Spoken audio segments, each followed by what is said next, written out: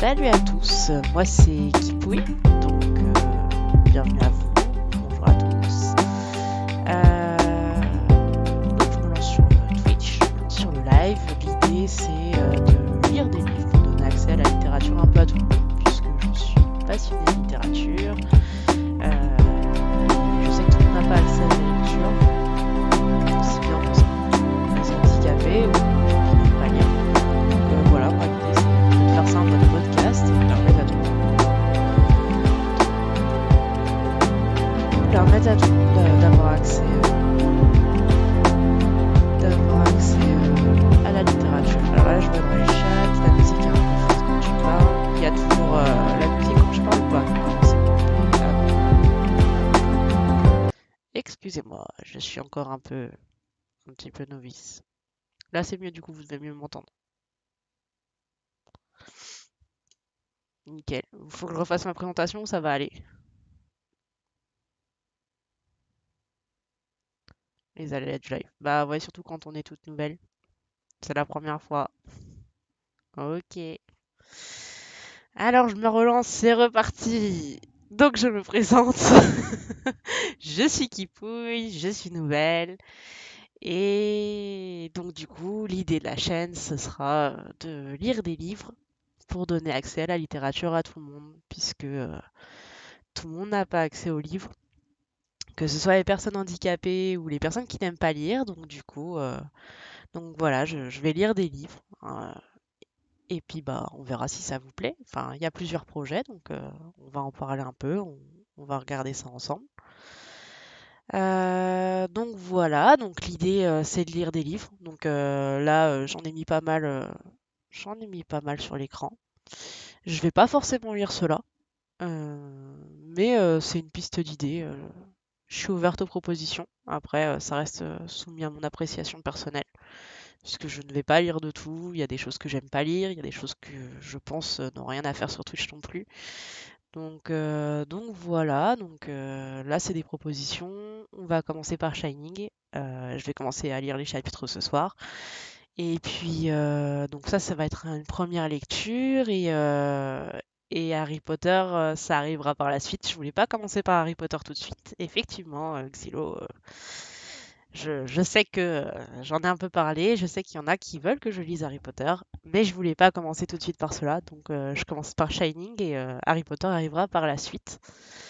Euh, une petite chose, quand je lirai les livres, quand je ferai la lecture à voix haute, je ne lirai pas les commentaires pendant les chapitres, je les lirai entre les chapitres pour pour une question de fluidité en fait. Plutôt que de m'interrompre en plein chapitre, ça me semble plus pertinent de m'arrêter à la fin d'un chapitre pour répondre à tout le monde. Mais voilà, j'essaierai quand même de jeter un œil au cas où s'il y a un souci ou quoi avec le live. Donc voilà. Deuxième petit projet, donc en parallèle de la lecture, puisque finalement bah, c'est le monde de l'art qui est intéressant. Donc j'aimerais bien, on va faire en collaboration avec d'autres personnes, des analyses d'adaptations cinématographiques. Donc l'idée c'est que je vous lise je vous lis les livres. Après chacun regarde un peu l'adaptation cinématographique ou en série. Après tout ça reste un peu du cinéma quand on voit la qualité de certaines séries, pourquoi pas. Donc regardez les animations et salut gâteau, merci pour ton follow. Et donc, ce serait de... Du coup, tu m'as fait perdre... J'ai perdu le fil de ce que je disais avec ton petit cactus là. L'idée, c'est de faire des analyses, donc je vais être assistée pendant ces analyses, je ne serai pas toute seule. Pour certains qui me connaissent peut-être, puisque je suis souvent en collaboration de jeux, vu qu'à mes heures perdues, je joue un peu aux jeux vidéo aussi, mais je ne streamerai pas de jeux. Donc on retrouvera dans mes acolytes de critiques Xylo. Donc je vous mets le lien de sa chaîne Twitch. Et Galdrar Gaming, mais sous son nom de chaîne Cinécritique. Donc pareil, je vous mets le lien de sa chaîne. Merci Ilan pour ton follow, petit cactus. Et puis il y aura certainement aussi Ilan, tout simplement, qui est dans le chat, qui est modérateur, et pourquoi pas Gâteau, et voir peut-être d'autres gens. On verra comment ça se profile. On verra s'il y a du monde, on verra si ça intéresse des gens. Donc là, comme je l'ai dit, on va commencer par la lecture de Shining. Et puis on fera une analyse sur ensuite par la suite une analyse de l'œuvre cinématographique de Shining de Stanley Kubrick. Donc qui sont deux choses voilà, enfin on en reparlera dans les analyses. Donc c'est prévu, c'est tout ça. J'ai un peu regardé par contre pour Shining, il n'est pas disponible sur les plateformes de streaming légales. Donc vous le retrouverez pas sur Netflix et tout ça, donc à vous un peu, malheureusement, c'est un peu compliqué de streamer les films, donc je vous laisse regarder de votre côté, vous avez le temps. Mais voilà, l'idée c'est qu'on fasse la lecture et que plus tard on fasse la critique du film. Voilà. Merci Nox de ton follow, salut à toi. Oui, légal, Xylo. Enfin, voilà quoi. Voilà. Voilà, donc après, bah, il y aura d'autres projets à venir. Mais ça, on verra par la suite, on verra comment ça se développe. Il était avant sur Netflix, ouais, mais visiblement Netflix a perdu les droits, je ne sais pas. En tout cas, j'ai vérifié avant le live et il est pas sur Netflix a priori. Merci Galdrar pour ton follow, petit cactus aussi. Vous êtes tous des petits cactus de toute façon. Donc voilà, les lives seront disponibles en replay sur Twitch forcément et sur la chaîne YouTube, donc vous retrouverez le lien dans ma bio. Et puis pareil, vous pouvez me retrouver sur Insta ou sur Discord. Je vous tiendrai au courant des projets, donc pareil, vous avez les liens dans la bio, n'hésitez pas. Oui, il a été longtemps sur Netflix, il me semble. Alors oui, mais je vais revérifier là. Alors, hop, je regarde vite fait. Tuc, tuc, tuc, Netflix. Mais j'ai regardé avant le live et normalement, il y est plus. Hop, Shining. Non, il y est plus. Il y est plus. Donc voilà. Merci Xylo d'avoir fait le lien. Voilà, je crois que c'est à peu près tout. Je sais pas si vous avez des questions ou pas. C'est vraiment, j'ai fait une présentation un peu succincte et un peu rapide. Donc si vous avez des questions, n'hésitez pas. Et puis sinon, bah, on va commencer par la première lecture de Shining. Hop.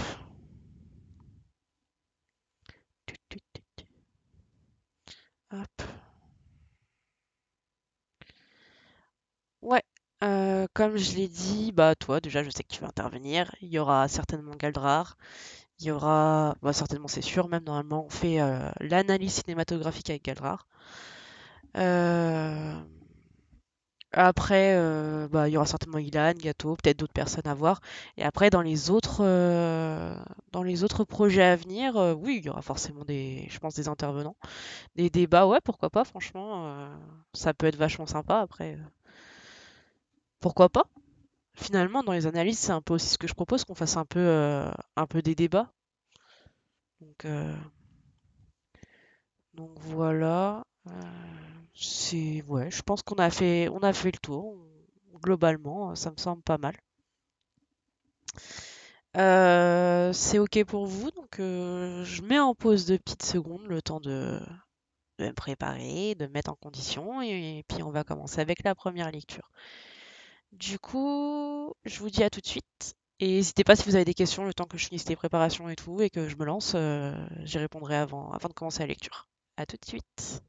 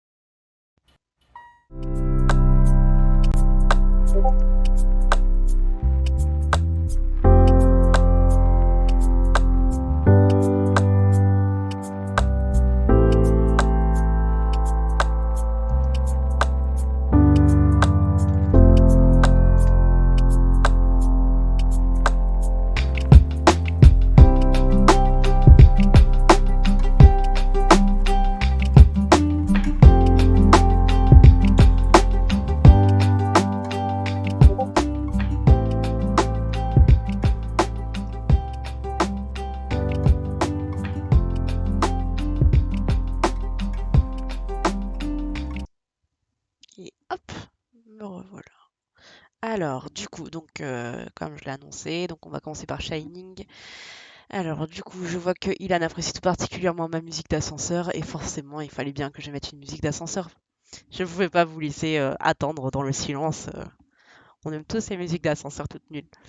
Xylo, oui, pour rappel, effectivement, je lirai entre les chapitres. Et puis, et voilà, ça me semble pas mal. Ok, alors du coup, hop, j'ai mon petit livre. Donc là, on part donc sur une première lecture de Shining, donc ça vraiment publié par Stephen King, je pense qu'il n'y a pas besoin de le présenter. Il a été publié en 77, c'est un roman d'épouvante angoisse et j'ai une très vieille édition, donc j'ai une édition de 79. Hop, je vais vous mettre, si ma souris va bien revenir, hop, voilà. Donc j'ai cette très vieille édition que vous voyez en bas à gauche. Le grand, le beau, le soyeux Stephen King, tout à fait. Donc c'est quand même un classique, hein. Mais bon, c'est sympa de le relire de temps en temps et c'est intéressant. Et qui n'a absolument rien à voir avec le film, donc je pense que ça peut être pas mal. Il y aura des choses à dire sur l'analyse. Donc, euh, donc voilà, donc ben c'est parti, on y va. Donc, donc première partie, en guise d'introduction. Chapitre 1, premier entretien. Petit con prétentieux, pensa Jack Torrance. Ullman mesurait tout juste 1,60 m et il avait les gestes brusques et secs des hommes petits et gros. L'arrêt de ses cheveux était impeccable, son complet sobre, strict mais rassurant. Tout en lui disait aux clients « Je suis à vous, je vous écoute » et aux employés plus sèchement « Attention, je vous ai à l'œil ». Il avait piqué un œillet rouge à sa boutonnière, peut-être pour éviter qu'on ne le prît pour un croque-mort. L'écoutant parler, Jack se disait que de toute façon, vu les circonstances, il aurait eu du mal à éprouver de la sympathie pour quiconque se fût trouvé de l'autre côté de ce bureau. Ullman venait de lui poser une question qu'il n'avait pas saisie. C'était un mauvais point pour lui, car Ullman était homme à relever ce genre de gaffe et à l'enregistrer dans son ordinateur mental pour la lui ressortir un jour. Je vous demande pardon. Je vais vous demander si votre femme comprend bien les risques que vous courez en venant ici. Et puis, il y a votre fils. Il jeta un coup d'œil sur la demande d'emploi posée devant lui. Daniel, 5 ans. Votre femme n'est pas un peu réticente? Wendy est une femme extraordinaire. Et votre fils aussi? Jacques lui adressa son plus beau sourire, dents blanches. Nous avons la faiblesse de le croire. Il est très indépendant pour son âge. Ullman ne lui retourna pas son sourire. Il glissa la demande d'emploi dans un dossier qu'il fit disparaître dans un tiroir. Il ne restait plus sur son bureau qu'un sous-main, un téléphone, une lampe et une corbeille à courrier dont les deux compartiments, arrivée et départ, étaient vides. Se levant, Ullman se dirigea vers un classeur. Venez de ce côté, s'il vous plaît, monsieur Torrance. Nous allons regarder les plans de l'hôtel. Il revint avec 5 grandes feuilles qu'il étala sur le bureau de noyer vernissé. Debout à ses côtés, Jack fut assailli par l'odeur d'eau de Cologne qu'il dégageait. Ce que mes hommes ont sur la peau? English Leather. Un point, c'est tout. Le slogan publicitaire lui revint spontanément à l'esprit et il dut se mordre les lèvres pour ne pas éclater de rire. Le dernier étage. Un grenier, dit Ullman, en s'animant. Rien là-haut que du bric-à-brac. L'Overlook a changé de main plusieurs fois depuis la Deuxième Guerre mondiale, et chaque nouveau directeur y a relégué tout ce qui l'encombrait. Je veux que l'on y mette des pièges à rats et des boulettes empoisonnées. Les femmes de chambre du troisième prétendent avoir entendu des trottements suspects. Je ne crois pas avoir entendu... Oh! Je ne crois pas un seul instant qu'il y ait des rats chez nous, mais l'Overlook se doit d'être au-dessus de tout soupçon. Convaincu que tout hôtel digne de ce nom abritait bien un rat ou deux, Jack eut du mal à tenir sa langue. Il est entendu qu'en aucun cas, vous autoriserez votre fils à jouer au grenier. Bien sûr, fit Jack, réduit de nouveau au silence. Quelle situation humiliante! Est-ce que ce petit con s'imaginait vraiment qu'il laisserait son fils dans un grenier plein de pièges à rats, de vieux meubles déglingués et Dieu sait quoi encore? Ullman retira prestement le plan du grenier et le glissa sous la pile. L'Overlook compte 110 chambres, dit-il, sur un ton doctoral. Les 30 suites sont toutes ici au troisième étage. 10 dans l'aile ouest, dont la suite présidentielle, 10 au centre, 10 dans l'aile est. Toutes jouissent d'une vue superbe. Je me passerai bien de son baratin, pensa Jack, mais il ne dit rien. Il avait trop besoin de ce poste. Ullman retira le plan du troisième étage et ils se penchèrent sur les 2 premiers étages. Au deuxième, 40 chambres, poursuivit Ullman. 30 à 2 lits et 10 à un lit. Au premier, 20 de chaque. À chaque étage, vous avez 3 placards à linge et une réserve située au bout de l'aile est pour le deuxième étage et au bout de l'aile ouest pour le premier. Pas de questions? Jack lui fit signe que non. Ullman rangea les plans des 2 premiers étages. Passons au rez-de-chaussée. Voici au centre la réception et derrière les bureaux. Les 2 ailes de part et d'autre de la réception font 250 mètres de long chacune. Dans l'aile ouest, vous avez le restaurant et le Colorado Bar. Dans l'aile est, la salle de banquet et le dancing. Toujours pas de questions? J'attends d'arriver au sous-sol, dit Jack. C'est surtout là que j'aurai à travailler. Watson vous montrera tout ça. Le plan du sous-sol est affiché au mur de la chaufferie. Il fronça les sourcils, de l'air de dire qu'un directeur ne s'occupait pas de l'intendance. Là aussi, nous pourrions poser quelques pièges à rats. Je vais le noter. Il griffonna un mot sur un bloc-notes qu'il tira de la poche intérieure de sa veste. Chaque feuille portait en capitale l'entête le directeur, Stuart Ullman. Puis, il détacha la feuille qu'il déposa dans la corbeille à courrier. Sur ce bureau vide, le papier paraissait insolite. Il fit disparaître le bloc-notes comme par enchantement dans la poche de sa veste. Et maintenant, messieurs, dames, le clou de la soirée. Le tour du bloc-notes qui disparaît. Décidément, se dit Jack, son numéro est bien au point. Il avait repris leur place de part et d'autre du bureau. Ullman derrière et Jack devant. L'employeur et l'employé. Le bienfaiteur et le quémandeur. Le petit bonhomme chauve, en costume de ville et cravate discrète, croisa ses mains proprettes sur le sous-main et regarda Jack droit dans les yeux. Au revers de sa veste, en pendant à l'œillet rouge, il portait un petit badge qui disait simplement en lettres dorées « Personnel ». Je vais être tout à fait franc avec vous, monsieur Torrance. Albert Shockley est un homme puissant. Il détient une bonne partie des actions de l'hôtel et siège au comité de direction. Mais il n'a pas une grande expérience de l'hôtellerie, et il serait sans doute le premier à le reconnaître. En ce qui concerne le poste de gardien, sa volonté est formelle. Il désire qu'il vous soit attribué. Je m'incline donc, mais s'il ne tenait qu'à moi, je ne vous aurais pas engagé. Moite de sueur, les mains de Jack se crispèrent. Quel petit con prétentieux, quel sale petit con. Je ne crois pas que vous ayez beaucoup de sympathie pour moi, monsieur Torrance, mais peu m'importe. En tout cas, ce ne sont pas vos sentiments à mon égard qui me feront douter de votre aptitude à remplir les fonctions de gardien. En saison, du 15 mai au 30 septembre, l'Overlook compte 110 employés, autrement dit, un par chambre. Parmi eux, rares sont ceux qui éprouvent de la sympathie pour moi. Certains iraient jusqu'à dire que je suis un salaud. Leur opinion ne me surprend pas. Il faut bien que je sois un peu salaud pour faire marcher cet hôtel comme il le mérite. Il regarda Jack, sollicitant une réaction. Et Jack lui décrocha son plus large sourire à dents blanches, provoquant à force d'être béat. Ullman reprit. C'est Robert Townley Watson, le grand-père de notre actuel agent technique, qui, en 1907, a entrepris la construction de l'Overlook. Il a fallu 2 ans pour le terminer. Nous avons reçu les Vanderbilt, les Rockefeller, les Astor et les Dupont. 4 présidents nous ont fait l'honneur de séjourner dans la suite présidentielle. Wilson, Harding, Roosevelt et Nixon. Pour Harding et Nixon, il n'y a pas de quoi se vanter, murmura Jock. Ullman tiqua légèrement, mais poursuivit son exposé comme si de rien n'était. Monsieur Watson a fait faillite et en 1915, il a vendu l'Overlook. Par la suite, l'hôtel a changé de main 3 fois, en 1922, en 1929 et en 1936. Il est resté inoccupé jusqu'à la fin de la Deuxième Guerre mondiale, époque à laquelle Horace Derwent, le millionnaire inventeur, pilote, producteur de cinéma et homme d'affaires, l'a acheté et l'a entièrement rénové. Ce nom me dit quelque chose, dit Jack. Ce n'est pas étonnant. Tout ce qu'il touche semble se transformer en or, à l'exception de l'Overlook. Il y a englouti 1 million de dollars avant même d'en ouvrir les portes. D'une ruine vétuste, il a fait un palace. C'est lui qui a fait construire le terrain de rock que je vous ai vu admirer en arrivant. Rock? L'ancêtre britannique de notre jeu de croquet, monsieur Torrance. Le croquet n'est qu'une forme abattardie du jeu de rock. La légende veut que ce soit la secrétaire de Derwent qui l'ait initié à ce jeu et qu'il en soit devenu un fanatique. C'est certainement vrai, dit Jack avec le plus grand sérieux. Un terrain de rock, un parc au massif de buis taillé en animaux, et puis quoi encore? Une montgolfière pour faire des ascensions en montagne?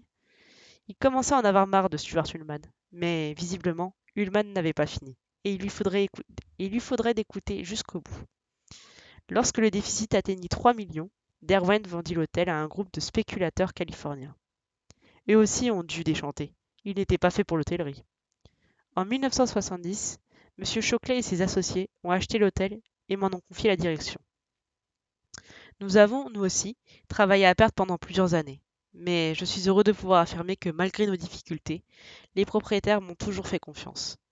L'année dernière, notre bilan était en équilibre et cette année, il a été positif pour la première fois depuis 70 ans. Jacques reconnut que la fierté d'Ullman était sans doute justifiée, mais cela ne modifiait en rien son empathie, son antipathie instinctive pour ce petit con. Je ne vois pas le rapport entre l'histoire de l'Overlook, tout à fait passionnante, je vous l'accorde, et vos réticences à mon égard, monsieur Ullman. Si nous avons perdu tant d'argent, c'est en grande partie à cause des dégâts causés par l'hiver. La marge bénéficiaire s'en ressent, monsieur Torrens, plus que vous ne pouvez l'imaginer. L'hiver ici est si rude que j'ai dû créer un poste de gardien dont le travail consiste à surveiller la chaudière, à chauffer à tour de rôle les différentes parties de l'hôtel et à réparer les dégâts au fur et à mesure qu'ils se produisent afin d'empêcher les éléments de prendre le dessus. Il doit avoir l'œil à tout et être capable de faire face à toutes les éventualités. La première année, j'ai engagé un homme marié et sa famille plutôt qu'un célibataire. Or, il s'est produit une tragédie, une terrible tragédie. Ullman dévisageait Jack, le fixant froidement. J'avais mal choisi mon homme, je le reconnais, c'était un ivrogne. Jack se sentit rougir, et un sourire irrépressible, tout le contraire de son sourire Gibbs, naquit sur ses lèvres. C'est donc ça? Je m'étonne qu'Al ne vous ait pas prévenu. Je ne bois plus. En effet, j'ai appris par M. Shockley que vous aviez cessé de boire. Il m'a également parlé de votre emploi précédent, un poste de confiance, selon la formule consacrée. Vous étiez, si je ne me trompe, professeur de littérature dans un établissement privé du Vermont. Vous avez eu quelques ennuis et vous avez perdu la tête. Oh, rassurez-vous, monsieur Torrens, je n'entrerai pas dans les détails, mais les analogies entre votre cas et celui de Grady sont si frappantes que j'ai cru utile d'évoquer votre passé. Au cours de l'hiver de 1970-1971, après avoir remis l'hôtel en état, mais avant de l'avoir ouvert au public, j'ai embauché ce malheureux Grady. Il avait une femme et 2 filles. Ils se sont installés tous les 4 dans le même appartement que vous allez occuper avec votre famille. Sachant que l'hiver serait rude et que pendant 5 ou 6 mois, ils seraient coupés du monde, je n'étais pas sans appréhension. Mais est-on vraiment coupé du monde? Il y a le téléphone et un poste émetteur sans doute, et le parc national des Rocheuses doit bien disposer de quelques hélicoptères qui pourraient éventuellement nous dépanner. Je ne compterai pas là-dessus si j'étais vous, dit Ullman. Nous avons en effet un poste émetteur-récepteur, que M. Watson vous montrera, ainsi que la liste des fréquences qui lui sont assignées. Mais les lignes téléphoniques qui nous relient à Seedwinter, la ville la plus proche, à 60 km à l'est, sont encore aériennes, et elles sont coupées presque chaque hiver. Il faut compter en moyenne 3 à 6 semaines avant qu'elles ne soient réparées. Nous disposons également d'un scooter des neiges qui est garé dans la remise. Alors on n'est pas vraiment coupé du monde. Ullman parut excédé par tant de naïveté. Imaginez que votre femme ou votre fils tombe dans l'escalier et se fracture le crâne, monsieur Torrens. Ne croyez-vous pas que vous auriez l'impression d'être coupé du monde? Jack dut reconnaître qu'Ullman avait raison. Avec le scooter, il faudrait au mieux 1 heure et demie, rien que pour atteindre Seedwither. Un hélicoptère envoyé par le service des parcs nationaux mettrait 3 heures pour arriver, et encore, par beau temps. En cas de blizzard, il ne pourrait même pas décoller, et le scooter n'avancerait pas vite. En admettant que l'on prenne le risque d'exposer un blessé grave à des températures de moins de 10 ou de moins de 20 si le vent soufflait. Monsieur Shockley semble raisonner en ce qui vous concerne, comme je l'ai fait autrefois pour Grady, dit Ullman. La solitude comporte des risques, me disais-je, et il vaut mieux que le gardien ait sa famille avec lui. S'il arrive un malheur, ce ne serait probablement pas un de ceux qui exigent des soins immédiats, comme une fracture du crâne, une crise de convulsion ou un accident avec une machine électrique, mais plutôt une forte grippe, une pneumonie, un bras cassé, ou même une appendicite qui laisse le temps d'agir. Mais je crois que Grady a été victime de sa faiblesse pour l'alcool. Il avait stocké à mon insu une grande quantité de whisky bon marché, et aussi d'un mal curieux que les anciens appelaient le mal des blédards. Vous connaissez ce terme? Ullman eut un petit sourire condescendant. Il s'attendait à un aveu d'ignorance de la part de Jack et s'apprêtait à lui fournir l'explication. mais Jack eut le plaisir de lui damer l'option. C'est un terme d'argot qui désigne la réaction claustrophobique de certains sujets lorsqu'on les enferme pour de longues périodes avec d'autres personnes. Leur claustrophobie prend la forme d'une hostilité plus ou moins avouée vis-à-vis de leurs compagnons de malheur. Dans les cas extrêmes, ce mal peut provoquer des hallucinations, des actes de violence et même des crimes. Bon nombre de meurtres commis à la suite de discussions futiles à propos d'un repas brûlé ou de vaisselle à faire sont en fait les conséquences de ce mal des blédards. Ullman accusa le coup, et Jack, qui avait retrouvé le moral, décida de pousser son avantage. Mais il promit intérieurement à Wendy de ne pas en abuser. Je crois que vous avez eu tort, effectivement, de prendre ce Grady avec sa femme et ses filles. Est-ce qu'il les a brutalisés? Il les a tués toutes les trois. Et ensuite, il s'est suicidé, monsieur Torrance. Il a assassiné les petites filles à coups de hache. Et pour sa femme et lui-même, il s'est servi d'un fusil de chasse. On l'a trouvé avec une jambe cassée. Il avait dû tomber dans les escaliers après s'être saoulé. Ullman posa les mains à plat sur le bureau et toisa Jack d'un air supérieur. Était-il universitaire? Non, il ne l'était pas, répondit Ullman, sur un ton plutôt sec. Je pense d'ailleurs qu'un homme frustre est moins vulnérable au danger de la solitude. Et voilà précisément votre erreur, répliqua Jack. En fait, l'homme inculte est plus enclin à ce genre de maladie. Il tuera quelqu'un à propos d'une partie de cartes. Il commettra un vol sur un coup de tête parce qu'il s'ennuie. Quand la neige commence à tomber, il ne lui reste plus qu'à regarder la télé ou à faire des réussites, quitte à tricher si tous les as ne sortent pas. Désœuvré, il passe son temps à tyranniser sa femme, à engueuler ses gosses et à boire. Comme l'absence de bruit l'empêche de dormir, il se saoule pour trouver le sommeil et se réveille avec la gueule de bois. Si par malheur le téléphone sonne, si par malheur le téléphone est coupé ou l'antenne de télévision arrachée, son irritation s'accroît et il tourne en rond, trichant aux cartes, s'énervant de plus en plus, jusqu'à ce que ça éclate. Boum, boum, boum. Alors qu'un homme instruit tel que vous, nous aimons la lecture, ma femme et moi. Al Choclet vous a sans doute dit que je suis en train d'écrire une pièce de théâtre. Daddy se distraira avec ses puzzles, ses coloriages et son poste à galène. J'ai l'intention de lui apprendre à lire et à marcher dans la neige avec des raquettes. Wendy veut aussi apprendre. Même si le poste de télévision se détraque, je suis persuadée que nous saurons nous occuper sans nous sauter à la gorge. Il y eut un moment d'hésitation. Ce qu'Al Choclet vous a dit est exact. Je buvais autrefois, et c'était devenu un sérieux problème. Mais je ne bois plus. Voici 14 mois que je ne l'ai pas touché une goutte d'alcool, même pas un verre de bière. Je n'ai pas l'intention d'apporter de l'alcool ici, et à partir du moment où la neige se mettra à tomber, je ne pourrai plus m'en procurer, même si j'en ai envie. C'est exact, approuva Hellman. Mais puisque vous êtes trois, les risques sont multipliés par trois. Je l'ai dit à M. Choclet, mais il m'a répondu qu'il était prêt à assumer la responsabilité.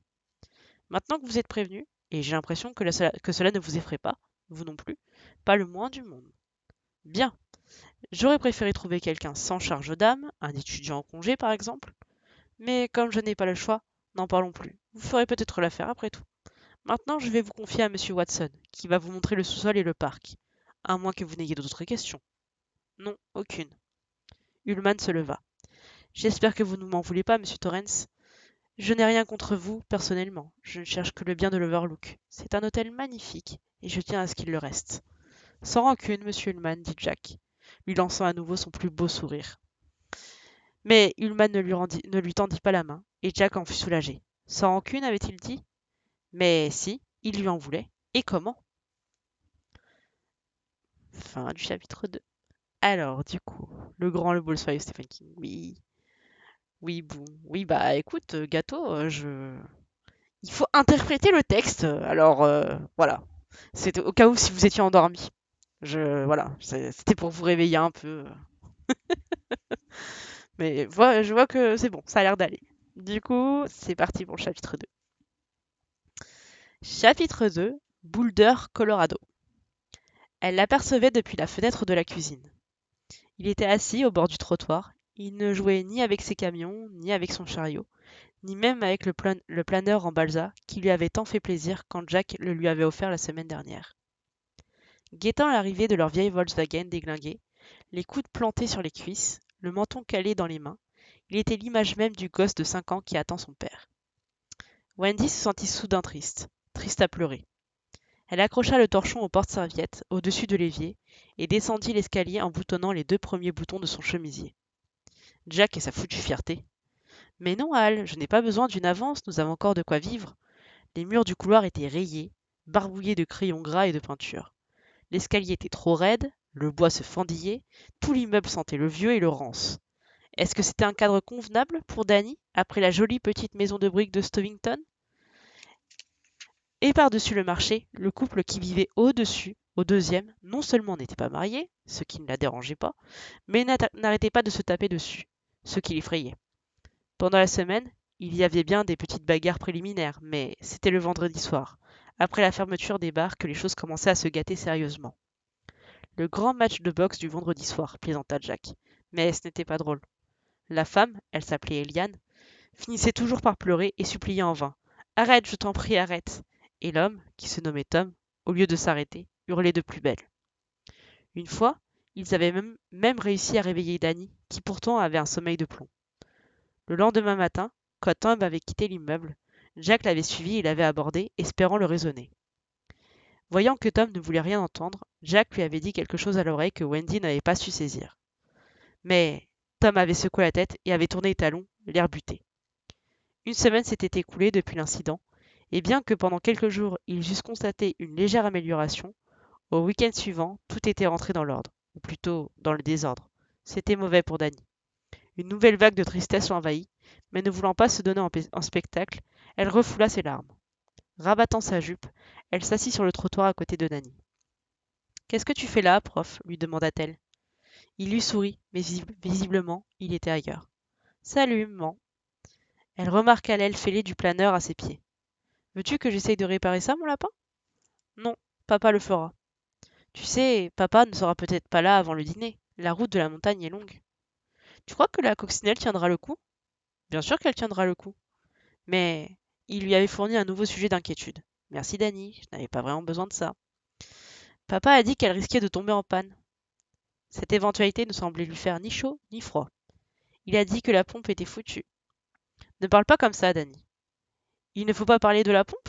Demanda Dany, perplexe. Elle soupira. Non, il ne faut pas dire foutu. C'est vulgaire. Qu'est-ce que c'est, vulgaire? Être vulgaire, c'est se curer le nez à table ou faire pipi en laissant la porte des WC ouverte. Et c'est dire certains mots comme foutu. C'est un mot vulgaire que les gens bien élevés ne disent pas. Papa le dit bien, lui. Quand il regardait le moteur de la coccinelle, il a dit Nom de Dieu, la pompe est foutue. Est-ce que papa n'est pas bien élevé? Comment réussis-tu à te fourrer sans cesse dans des situations pareilles, Winifred? Tu le fais exprès? Mais si, il est bien élevé. Seulement lui, c'est un adulte. Il sait qu'il ne peut pas dire certaines choses devant n'importe qui. Devant oncle Hal, par exemple? Par exemple. Je pourrais parler comme ça quand je serai grand? Je pense que tu le feras, que je le veuille ou non. À quel âge je pourrais commencer? Qu'est-ce que tu dirais de 20 ans? 20 ans? C'est loin. Oui, je sais que c'est loin, mais tu essaieras d'attendre. D'accord. Il se remit à surveiller la rue. Soudain, il se redressa, prêt à se lever. Mais voyant que la coccinelle qui approchait était trop neuve, d'un rouge trop vif, il se rassit. Wendy se demandait si ce déracinement n'avait pas mis son fils à trop rude épreuve. Elle n'aimait pas le voir passer ses journées tout seul, même si lui ne s'en plaignait pas. Dans le Vermont, il y avait eu les enfants des collègues de Jack, sans parler de ceux de la maternelle. Mais ici, à Boulder, il n'y avait pas le moindre petit camarade. Maman, pourquoi est-ce que papa a été renvoyé? Arrachée brutalement de sa rêverie, elle se troubla et ne sut que dire. Jack et elle avaient pourtant passé en revue les diverses façons de répondre à cette question, depuis la dérobade pure et simple jusqu'à la vérité sans phare. Mais Dany ne les avait jamais interrogés, et il fallait que ce soit aujourd'hui, alors qu'elle avait le cafard et ne se sentait pas le courage d'y faire face, qu'il souleva le problème. Il l'observait et lisait peut-être la confusion sur son visage en tirant ses propres conclusions. Aux yeux des enfants, se dit-elle, les raisons d'agir des grandes personnes doivent paraître aussi inquiétantes, aussi sinistres parfois que des bêtes sauvages, rôdant à la lisière d'une forêt vierge. On les, on les trimballait à droite et à gauche, comme des toutous sans leur fournir la moindre explication. Cette pensée la ramena au bord des larmes, tout en les refoulant. Puis elle se pencha pour ramasser le planeur abîmé, qu'elle se mit à retourner dans ses mains. À Stovington, on avait organisé des joutes d'éloquence, et c'est ton papa qui était chargé de l'entraînement de l'équipe du collège. Tu t'en souviens? Bien sûr, c'était des disputes pour s'amuser. Si tu veux, dit-elle, sans cesser de jouer distraitement avec le planeur. Tout en l'examinant, il portait l'étiquette Speedoglide et des décalcomanies d'étoiles bleues aux ailes. Elle se rendit compte qu'elle était en train de raconter à Danny toute l'histoire. Papa a dû éliminer un des membres de l'équipe, un certain George Hatfield, parce qu'il n'était pas aussi fort que les autres. Mais George prétendait que papa l'avait renvoyé seulement parce qu'il ne l'aimait pas. Et ensuite, il a fait quelque chose de mal. Je crois que tu sais de quoi il s'agit. C'est lui qui a crevé les pneus de la coccinelle? Oui, c'est lui.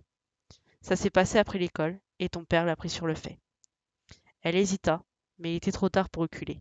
Il fallait tout dire ou inventer un mensonge. Ton papa fait parfois des choses qu'il regrette par la suite. Il ne réfléchit pas toujours avant d'agir. Ça ne lui arrive pas souvent, mais parfois ça lui arrive. Il a fait mal à George Hatfield comme il m'a fait mal à moi quand j'ai renversé tous les papiers. Parfois, Danny avec son bras dans le plâtre. Wendy ferma les yeux, refoulant à nouveau les larmes. Oui, mon chéri, c'est à peu près pareil. Ton père l'a frappé pour qu'il s'arrête de taillader les pneus, et George est tombé en se cognant la tête. Ensuite, on a décidé que George n'aurait plus le droit de fréquenter le collège, et que ton père ne devait plus y enseigner. Elle s'arrêta, ne sachant plus que dire, et attendit en tremblant que les questions se mettent à pleuvoir. Ah, fit Danny, et il se remit à surveiller la rue. Apparemment, la question était réglée pour lui. Si seulement elle pouvait l'être pour elle. Elle se releva. Je vais monter me faire une tasse de thé, prof. Tu veux un verre de lait et des biscuits? Je crois que je vais attendre papa. Je ne pense pas qu'il rentre avant 5 heures. Peut-être qu'il arrivera plus tôt. Peut-être en convient-elle. C'est possible. Elle était à mi-chemin de l'appartement quand il l'appela. Maman? Oui, Danny. Est-ce que tu as envie d'aller vivre dans cet hôtel cet hiver? Et cette fois-ci, quelle réponse lui donner? Celle que lui inspirait son sentiment d'avant-hier, d'hier ou de ce matin? Car selon son humeur, sa vision de l'avenir se teintait de rose, de noir ou encore d'un gris intermédiaire. Si ton père le veut, alors je le veux moi aussi. Elle hésita. Et toi?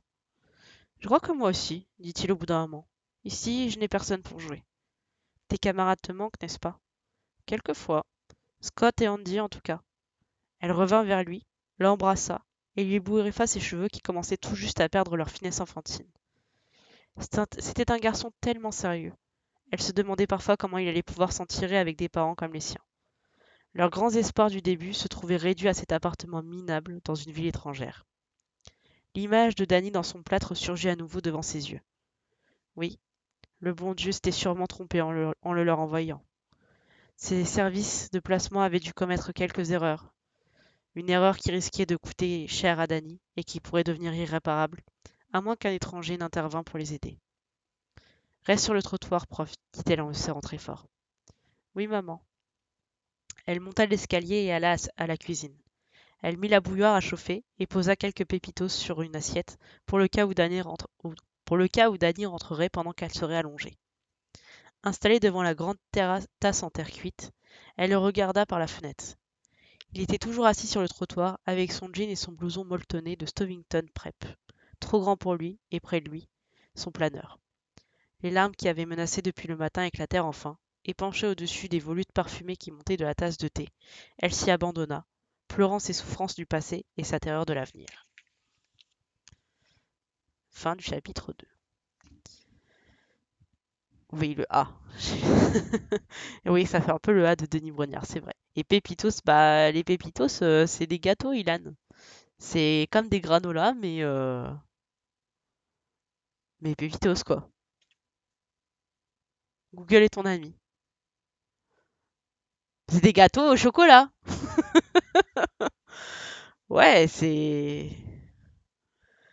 les gâteaux racistes. Et ça existe encore, je crois, les Pépitos, hein. Je crois que ça existe toujours. Mais bon, c'est moins bon que les granolas, quoi. Bon, bref, elle a laissé des granolas dans l'assiette si tu préfères. C'est un livre de 79. Tu peux pas t'attendre à avoir des trucs récents. Bon, si je lis trop vite ou quoi, n'hésitez pas à me le dire, hein. Je ralentirai, mais voilà. Parce que je suis un peu dans mon truc et voilà. N'hésitez pas à me dire si ça va trop vite, si je parle pas assez fort et tout. Enfin, vous savez où est le chat. Chapitre 3. Watson. Vous avez perdu la tête, avait dit Ullman. Bon, voici le foyer de la chaudière, dit Watson, allumant la lumière dans la pièce qui était obscure et sentait le moisi. C'était un homme bien en chair, aux cheveux blonds et frisés, vêtu d'une chemise blanche et d'un pantalon en treillis vert foncé. Il ouvrit une petite grille carrée dans la panse de la chaudière. Jack et lui purent y jeter un coup d'œil, découvrant une flamme bleu ciel qui dardait en sifflant son jet de force destructrice. Ça, c'est la veilleuse, dit Watson. Vous avez perdu la tête. Ça va, Danny? Le foyer, de loin le plus grand et le plus vieux que Jack eût jamais vu, remplissait toute la pièce. La veilleuse est équipée d'une sécurité, lui expliqua Watson. Un petit appareil là-dedans enregistre le degré de chaleur, et si la température descend en dessous d'un niveau donné, il déclenche une sonnerie dans votre appartement. La chaudière se trouve de l'autre côté du mur, je vais vous la montrer. Il rabattit la petite grille et conduisit Jack vers une porte située derrière le mastodonte. Tu as perdu la tête. Quand, regagnant son bureau, il y avait découvert Danny vêtu de sa seule culotte et tout sourire, la colère avait obscurci sa raison. Dans son souvenir, l'incident se déroulait toujours au ralenti, mais en réalité, il n'avait pas pu durer plus d'une minute. Cette illusion de lenteur évoquait celle des rêves, des cauchemars. Il avait eu l'impression, en retrouvant son bureau, qu'on l'avait mis à sac. Toutes les portes béaient, tous les tiroirs, tous les classeurs étaient tirés à fond. Les feuillets de son manuscrit, une pièce en 3 actes, qu'il tirait péniblement d'une nouvelle écrite 7 ans auparavant, jonchaient le parquet. Il était en train de corriger le 2e acte, tout en sirotant une bière, quand Wendy était venue lui dire qu'on le demandait au téléphone. Danny avait vidé la boîte de bière sur les pages du manuscrit, probablement pour l'avoir moussé. « Regarde-la mousser, regarde-la mousser !» Ce refrain qui s'était mis à lui vriller le crâne avait achevé de mettre Jack hors de lui. D'un pas décidé, il s'approcha de son fils qui, ravi de son exploit, le regardait toujours avec le même sourire béat. Danny commençait à dire quelque chose quand Jack lui empoigna la main pour lui faire lâcher la gomme et le porte-mine dont il s'était emparé. Danny poussa un cri. « Non, non, dis la vérité !» Il hurla, et quand Jack le retourna pour lui administrer une fessée, ses gros doigts d'adulte s'enfoncèrent dans la chair tendre de l'enfant, et sa large main se referma autour du petit avant-bras. Le bruit que fit l'os en se brisant n'avait pas été assez fort. Il avait été énorme, mais pas fort. Juste assez fort pour percer le brouillard dans l'esprit de Jack, et pour y laisser pénétrer non pas la lumière, mais la honte et le remords. Ça avait été un bruit sec et net, comme le craquement d'un crayon qui se brise, ou d'une petite branche qu'on casse sur le genou pour faire du feu. En voyant le visage de Danny blêmir jusqu'à devenir exsangue, et ses grands yeux se dilater, Jack avait eu la certitude que l'enfant allait s'écrouler, évanoui au milieu de la flaque de bière et de papier. Comme il aurait voulu pouvoir remonter dans le temps, reprendre la vie telle qu'elle était avant que ce petit bruit sec ne vînt détruire leur équilibre, marquant un tournant décisif dans leur vie. D'une voix chevrotante, il avait bredouillé. « Ça va, Danny ?» et n'avait reçu pour toute réponse qu'un hurlement. Quand Wendy s'était aperçue de l'angle bizarre que faisait l'avant-bras de son fils, elle s'était mise à hurler elle aussi. Dans les familles comme il faut, les bras des enfants ne pendaient pas de cette manière-là. Elle avait pris Danny dans ses bras et s'était mise à le bercer tout en gémissant. « Oh Danny, oh mon Dieu, oh, le pauvre petit bras, oh mon pauvre bébé. » Jack les avait regardés d'un air hébété, ne comprenant pas comment une chose pareille avait pu leur arriver. Ses yeux avaient rencontré ceux de Wendy, et il y avait vu sa haine. Sur le coup, il n'avait guère songé aux conséquences possibles de cette haine. Ce n'est que plus tard qu'il s'était rendu compte qu'elle aurait pu le quitter sur le champ, louer une chambre d'hôtel et contacter dès le matin un avocat pour obtenir un divorce, ou encore qu'elle aurait pu appeler la police. Sur le coup, il n'avait vu qu'une chose. Sa femme le haïssait. Il se sentait abandonné, bouleversé, profondément malheureux. Il doutait que, même au moment de mourir, on pût souffrir davantage. Quand Wendy s'était précipitée au téléphone, portant Danny sous le bras, il ne l'avait pas suivie. Resté seul à contempler les dégâts dans ce bureau qui sentait la bière, il se disait « Tu as perdu la tête, tu as perdu la tête ». Il se frotta énergiquement les lèvres du revers de la main et suivit Watson dans la pièce voisine où se trouvait la chaudière. L'atmosphère y était moite et humide, mais ce n'était pas pour cela que son front, sa poitrine et ses jambes étaient devenus tout collants de sueur. La honte et le dégoût venaient de jaillir en lui, aussi fort qu'au premier jour, comme si tout cela s'était passé quelques instants auparavant, et non 2 ans plus tôt. Comme chaque fois, le sentiment de son indignité lui donnait envie de boire, et ce désir l'enfonçait encore plus profondément dans le désespoir. Ne pourrait-il donc jamais vivre une heure seulement, sans que ce besoin de boire vienne le tourmenter? Voici la chaudière, dit Watson. Il tira un carré bleu et rouge de sa poche arrière, se moucha bruyamment, et, après y avoir jeté un coup d'œil furtif pour voir s'il n'avait rien recueilli d'intéressant, l'enfouit à nouveau dans sa poche. La chaudière, une longue cuve cylindrique en métal plaque et cuivre toute rafistolée, était montée sur 4 blocs de ciment et s'insérait de justesse sous un labyrinthe de tuyaux et de conduits qui montaient en zigzag jusqu'au plafond, festonné de toiles d'araignée. Ça, c'est le manomètre, dit Watson, le tapotant du doigt. Il n'est réglé qu'à 50 kilos pour le moment, ce qui fait que la nuit, les chambres sont un peu froides. Il y a des clients qui rouspètent, mais je m'en fous. De toute façon, il faut être fou pour venir ici au mois de septembre. Comme vous voyez, toute cette installation est antédiluvienne. Ce grand-père a plus de pièces. Pardon.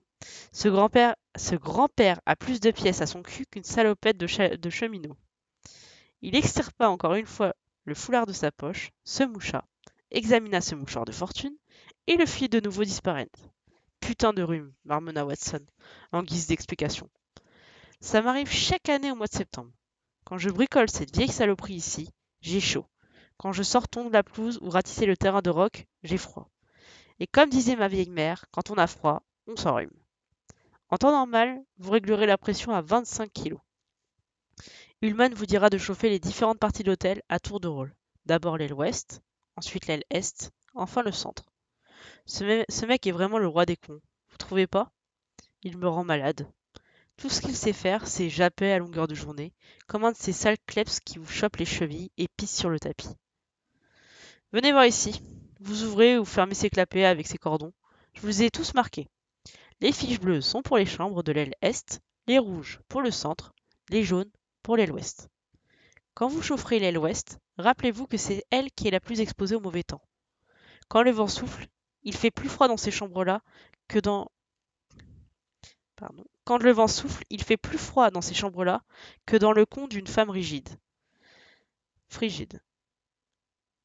Les jours où vous chaufferez l'aile ouest, vous pourrez laisser monter la pression jusqu'à 40 kg. En tout cas, c'est ce que je ferai. Et les thermostats à l'étage demanda Jack. Watson secoua énergiquement la tête, faisant volter ses cheveux flous. Ils ne sont pas raccordés à la chaudière. Ils sont là pour la frime. Il y a des types de Californie qui aimeraient que leur piole soit assez chaude pour y faire pousser des palmiers. Mais comme nous réglons la chaleur ici, ils peuvent toujours y aller. Un dernier truc, il faut surveiller la pression. Vous voyez comme elle grimpe? Il tapota sur la grande aiguille qui était montée de 50 à 50 et 1 kg, rien que pendant le temps de ses explications. Jack sentit un frisson lui parcourir le dos. On vient de marcher sur ma tombe, pensa-t-il. Dès que Watson eut donné un tour à la manette, la vapeur se mit à jaillir dans un grand sifflement, et l'aiguille redescendit à 48 kg. Watson referma la valve, et le sifflement s'éteignit peu à peu. Elle grimpe vite, dit Watson. Mais si vous le dites à cet avorton d'Ullman, il vous sort ses livres de compte et passe 3 heures à vous prouver qu'on ne peut pas se payer une neuve avant 1982. Un de ces jours, elle fera sauter toute la baraque, et j'espère bien qu'Ullman sera du voyage. Vous voyez, je suis mauvais comme une teigne. Pourtant, j'ai une mère qui ne voyait que le bon côté des gens. Dommage que je sois pas comme elle. Puis merde, on ne se refait pas. Tout ça pour vous dire qu'il faut surveiller la pression matin et soir. Si jamais vous oubliez, elle grimpera petit à petit, et vous et votre famille, vous vous réveillerez sur la Lune. Mais si vous donnez un petit tour sur la manette 2 fois par jour, vous aurez pas de problème. Quelle est la limite à ne pas dépasser? À l'origine, elle pouvait monter jusqu'à 120 kg, mais maintenant elle exploserait bien avant, même à 90. Je ne m'approcherai pas d'elle pour rien au monde. Il n'y a pas de soupape de sécurité? Non. Elle date d'une époque où il n'y avait pas encore toutes ces normes. Et la plomberie? On y arrive. C'est par ici, derrière ce passage voûté. Ils pénétrèrent dans une pièce tout en longueur qui semblait s'étendre sur des kilomètres. Tirant sur une ficelle, Watson alluma une ampoule 75 watts qui projetait autour d'eux une lumière vacillante et blafarde. Devant eux se dressait la cage d'ascenseur dont les lourds câbles crasseux, enroulés autour de 2 tambours de 6 mètres de diamètre, flanquaient le moteur, noir de suie. Des cartons s'entassaient dans tous les coins. Certains concernaient des journaux, d'autres portaient des étiquettes indiquant archives ou factures et reçus. À conserver. Tous sentaient le moisi, et certains étaient crevés, déversant sur le sol des papiers jaunis qui avaient l'air d'être là depuis 20 ans. Fasciné, Jack n'arrivait pas à en détacher les yeux.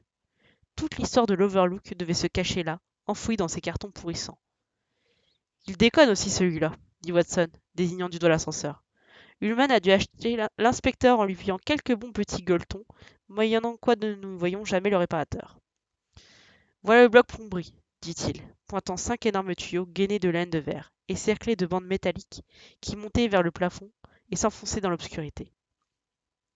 Watson lui signala, à côté du tuyau central, un rayonnage couvert de toiles d'araignée, sur lequel traînaient quelques chiffons crasseux et un classeur.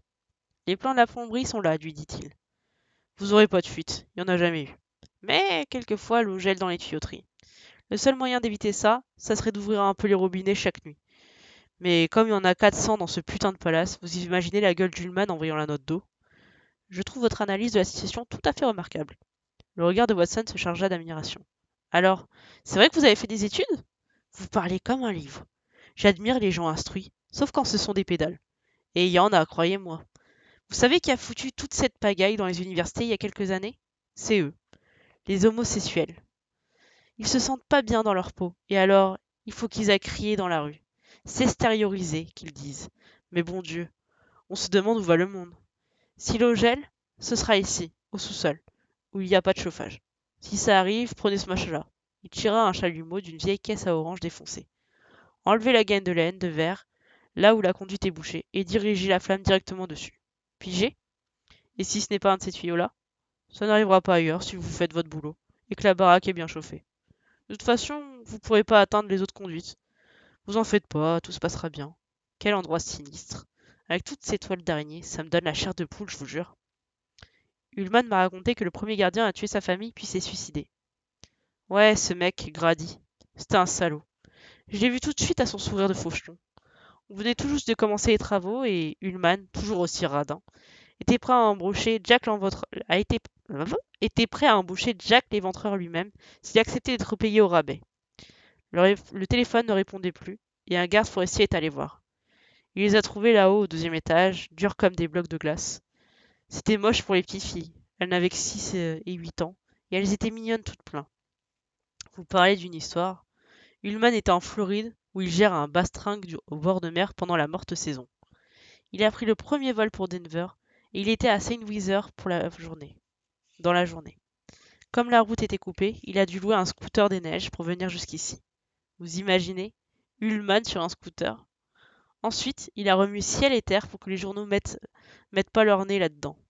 Et il faut dire qu'il s'est bougrement bien démerdé.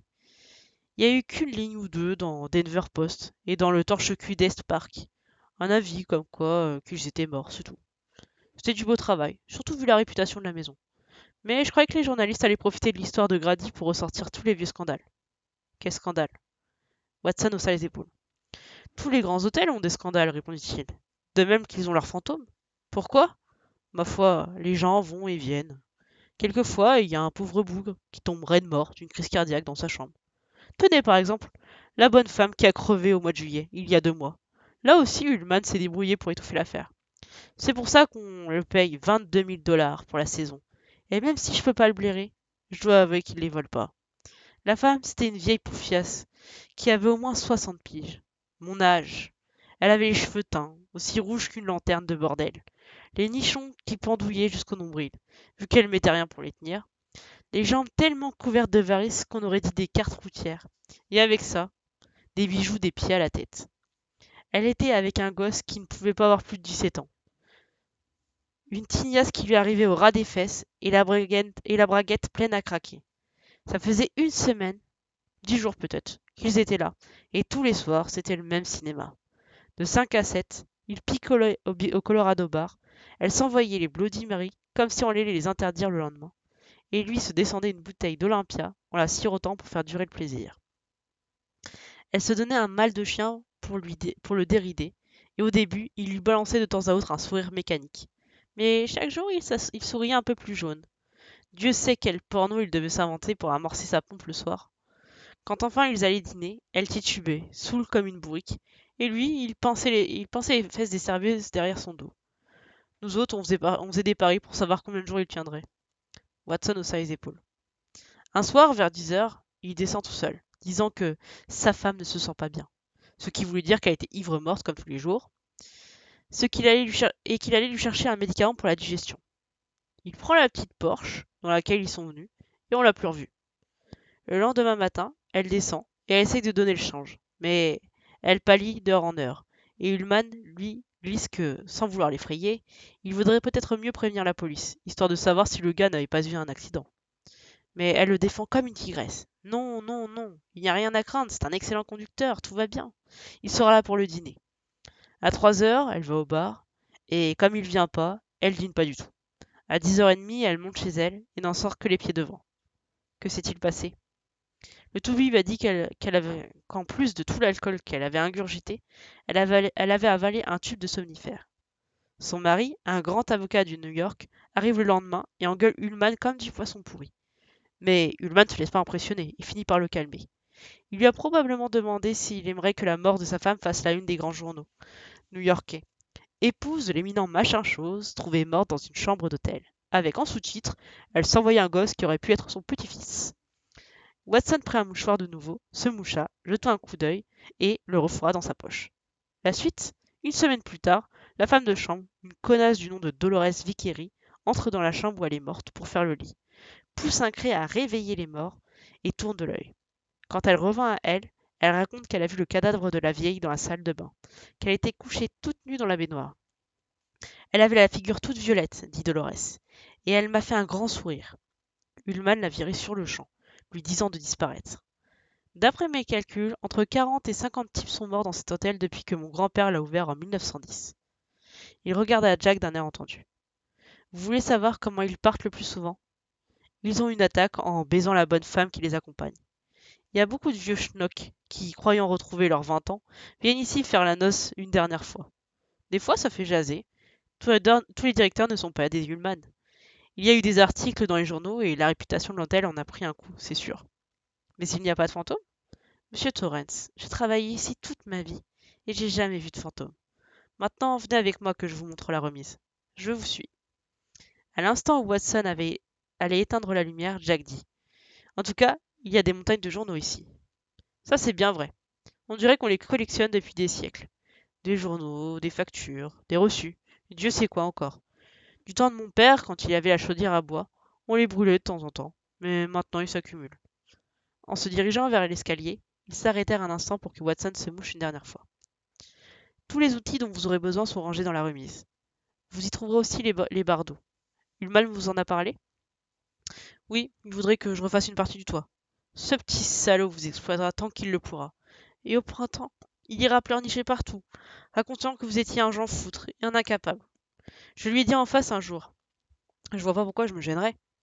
Dans l'escalier, le monologue de Watson se transforma en un ronronnement incompréhensible mais rassurant. Jetant un dernier regard derrière lui, vers l'obscurité moite et impénétrable, Jack Torrance se dit que si jamais il y avait eu un lieu propice aux fantômes, c'était bien celui-ci. Il pensa à ce Grady, qui, prisonnier de la neige douce et implacable, était devenu un fou criminel. Il essaya d'imaginer ces meurtres atroces et se demanda si les victimes avaient crié. Chaque jour, ce pauvre Grady avait dû sentir se resserrer autour de lui l'étreinte de ce destin tragique. Il avait dû pressentir qu'il n'y aurait pas de printemps pour lui, et il n'aurait pas dû se trouver là. Il n'aurait pas dû perdre la tête. Fin du chapitre. Alors, la bonne remarque de bouffe incroyable. Ah bah oui, hein. Disons que ce chapitre était un petit peu cru, quoi. Prendre 2 petites secondes pour boire un coup, parce que j'ai la gorge sèche.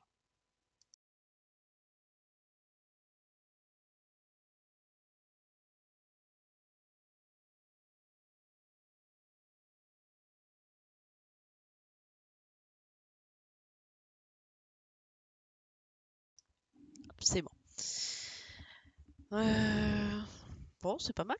On continue? Ça fait qu'1 heure. Allez, on est reparti pour un chapitre. Chapitre 4, le royaume des ténèbres. Vers 4h15, Danny se sentit un petit coup. Oh, 1, 3, 4. C'est franc-parler au moins. Ouais, oui, c'est clair. Bah, disons que on est dans les montagnes, quoi. Et le gars, il a toujours été là, donc on est sur de la. On est sur du. On est sur du petit campagnard. En tout cas, et puis bon, voilà, il a de la gueule, quoi, le monsieur. Bon, je reprends. Vers 4h15, Danny se sentit un petit creux et monta prendre son goûter. Sans quitter la rue des yeux, il avala le lait et les biscuits à toute allure. Puis il alla embrasser sa mère qui était allongée sur son lit. Elle lui dit que le temps passerait plus vite s'il regardait Sesame Street à la télé. Mais il secoua la tête d'un air résolu et sortit regagner son poste sur le trottoir. Il était 5h, et bien qu'il n'eût pas de montre et ne sût pas très bien lire l'heure, Danny savait que le temps passait, car les ombres s'allongeaient et la lumière du soir se teignit d'or. Danny avait compris que s'il n'allait pas à la maternelle, c'était parce que son père n'avait pas les moyens de l'y envoyer. Il savait aussi combien ses parents souffraient de le voir condamné à la solitude, et combien ils craignaient, au point de ne même pas pouvoir en parler entre eux, qu'il ne leur en voulut. Mais ils avaient tort de s'inquiéter. La maternelle était pour les bébés, et Danny n'avait aucune envie d'y aller. Il n'était peut-être pas encore tout à fait un grand garçon, mais il n'était certainement plus un bébé. Les grands garçons allaient à l'école et mangeaient à la cantine. L'an prochain, il serait un grand garçon, et il irait aux cours préparatoires. Cette année-ci était une sorte d'entre-deux. Évidemment, Scott et Andy lui manquaient, surtout Scott. Mais ça ne faisait rien. Il avait le sentiment qu'il valait mieux être seul pour affronter ce que l'avenir lui réservait. Danny était capable de comprendre bien des choses au sujet de ses parents. Il savait d'ailleurs que ceux-ci n'appréciaient guère cette faculté chez lui. Elle les inquiétait, et il refusait de la prendre au sérieux. C'était pourtant bien dommage qu'il n'ait pas voulu l'écouter davantage, surtout à des moments comme ceux-ci. Maman était couchée sur son lit, et se faisait tellement de soucis pour papa qu'elle était sur le point d'en pleurer. Danny était trop petit pour comprendre certaines de ses inquiétudes ou se mêler des appréhensions pour leur avenir matériel. La mauvaise conscience de papa et des sentiments de culpabilité, de colère et de peur qui le dépassaient, mais le souci qui préoccupait sa mère à présent était à sa portée. Maman s'inquiétait du retard de papa, et craignant qu'il n'ait eu une panne de voiture en montagne, elle se demandait pourquoi, si c'était ça, il n'avait pas téléphoné. Une autre appréhension, bien plus redoutable encore, la tourmentait. C'était que papa ne soit allé faire le vilain. Danny savait parfaitement ce que signifiait faire le vilain, depuis que Aaronson, son aîné de 6 mois, le lui avait expliqué. Scotty savait parce que son père aussi faisait le vilain. Un jour, lui avait dit Scotty, son papa avait envoyé sa maman sur le tapis, lui mettant un œil au beurre noir. Ils avaient fini par divorcer parce que son papa n'arrêtait pas de faire le vilain, et quand Danny l'avait connu, Scotty vivait avec sa mère et ne voyait son père que les week-ends. Le divorce était ce que Danny redoutait le plus au monde. Dans son imagination, ce mot était toujours écrit en lettres de sang, toutes grouillantes de vipères. Si ses parents divorçaient, ils ne vivraient plus ensemble. Ils se battraient comme des chiffonniers devant le tribunal pour savoir lequel des deux le garderait. Et pour finir, il lui faudrait suivre celui qui aurait gagné, et il ne verrait pratiquement plus jamais l'autre. Celui qui le garderait pourrait se remarier, si ça lui chantait, avec quelqu'un qu'il ne connaîtrait même pas. Le plus terrifiant, c'était que cette idée de divorce avait commencé à faire son chemin dans l'esprit de ses propres parents. Elle restait le plus souvent distante, vague et diffuse, mais au moindre prétexte, elle se faisait pressante et même menaçante. Ça avait été le cas par exemple quand papa l'avait puni d'avoir trifouillé dans ses papiers, et que le docteur avait mis son bras dans le plâtre. Danny ne se souvenait plus très bien de l'incident, mais il se souvenait parfaitement de l'idée de divorce qu'il avait fait naître et de la terreur qu'elle lui avait inspirée. Cette fois-là, c'était surtout sa mère qui avait ruminé l'idée d'un divorce, et il avait tremblé de peur qu'elle n'arrachât ce mot au monde du silence, et qu'en le prononçant, elle ne lui accordât une sorte de légitimité. Depuis ce moment-là, l'idée de divorce n'avait pas cessé de hanter les pensées de ses parents, et il pouvait la détecter à tout instant, comme le battement de la mesure d'un air de musique tout simple. Mais il n'en déchiffrait que les grandes lignes. Dès qu'il voulait saisir l'idée dans sa complexité, elle se dérobait. Ses multiples ramifications étaient incompréhensibles pour lui, en tant qu'idées, mais il pouvait les appréhender sous forme de couleurs, sentiments, états d'âme. Les idées de divorce de maman étaient liées à ce que papa lui avait fait à son bras, et à ce qui s'était passé à Stovington, quand papa avait perdu sa place. Tout ça à cause de ce George Hatfield, qui s'était emporté et qui avait crevé les pneus de leur coccinelle. Les pensées de divorce de papa, plus complexes, étaient d'une couleur sombre, inquiétante, du violet foncé, veiné de noir. Il semblait croire qu'il valait mieux pour maman et lui qu'il s'en allât, qu'ainsi il ne souffrirait plus. Papa, lui, était malheureux tout le temps, mais surtout quand il avait envie de faire le vilain.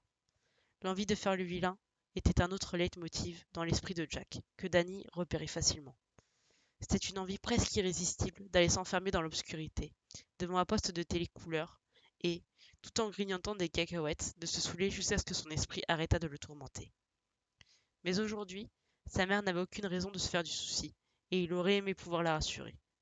La coccinelle n'était pas tombée en panne, et papa n'était pas allé faire le vilain. Il n'était plus très loin maintenant. Il avançait qu'à un quart, quelque part sur la route, entre Lyons et Boulder.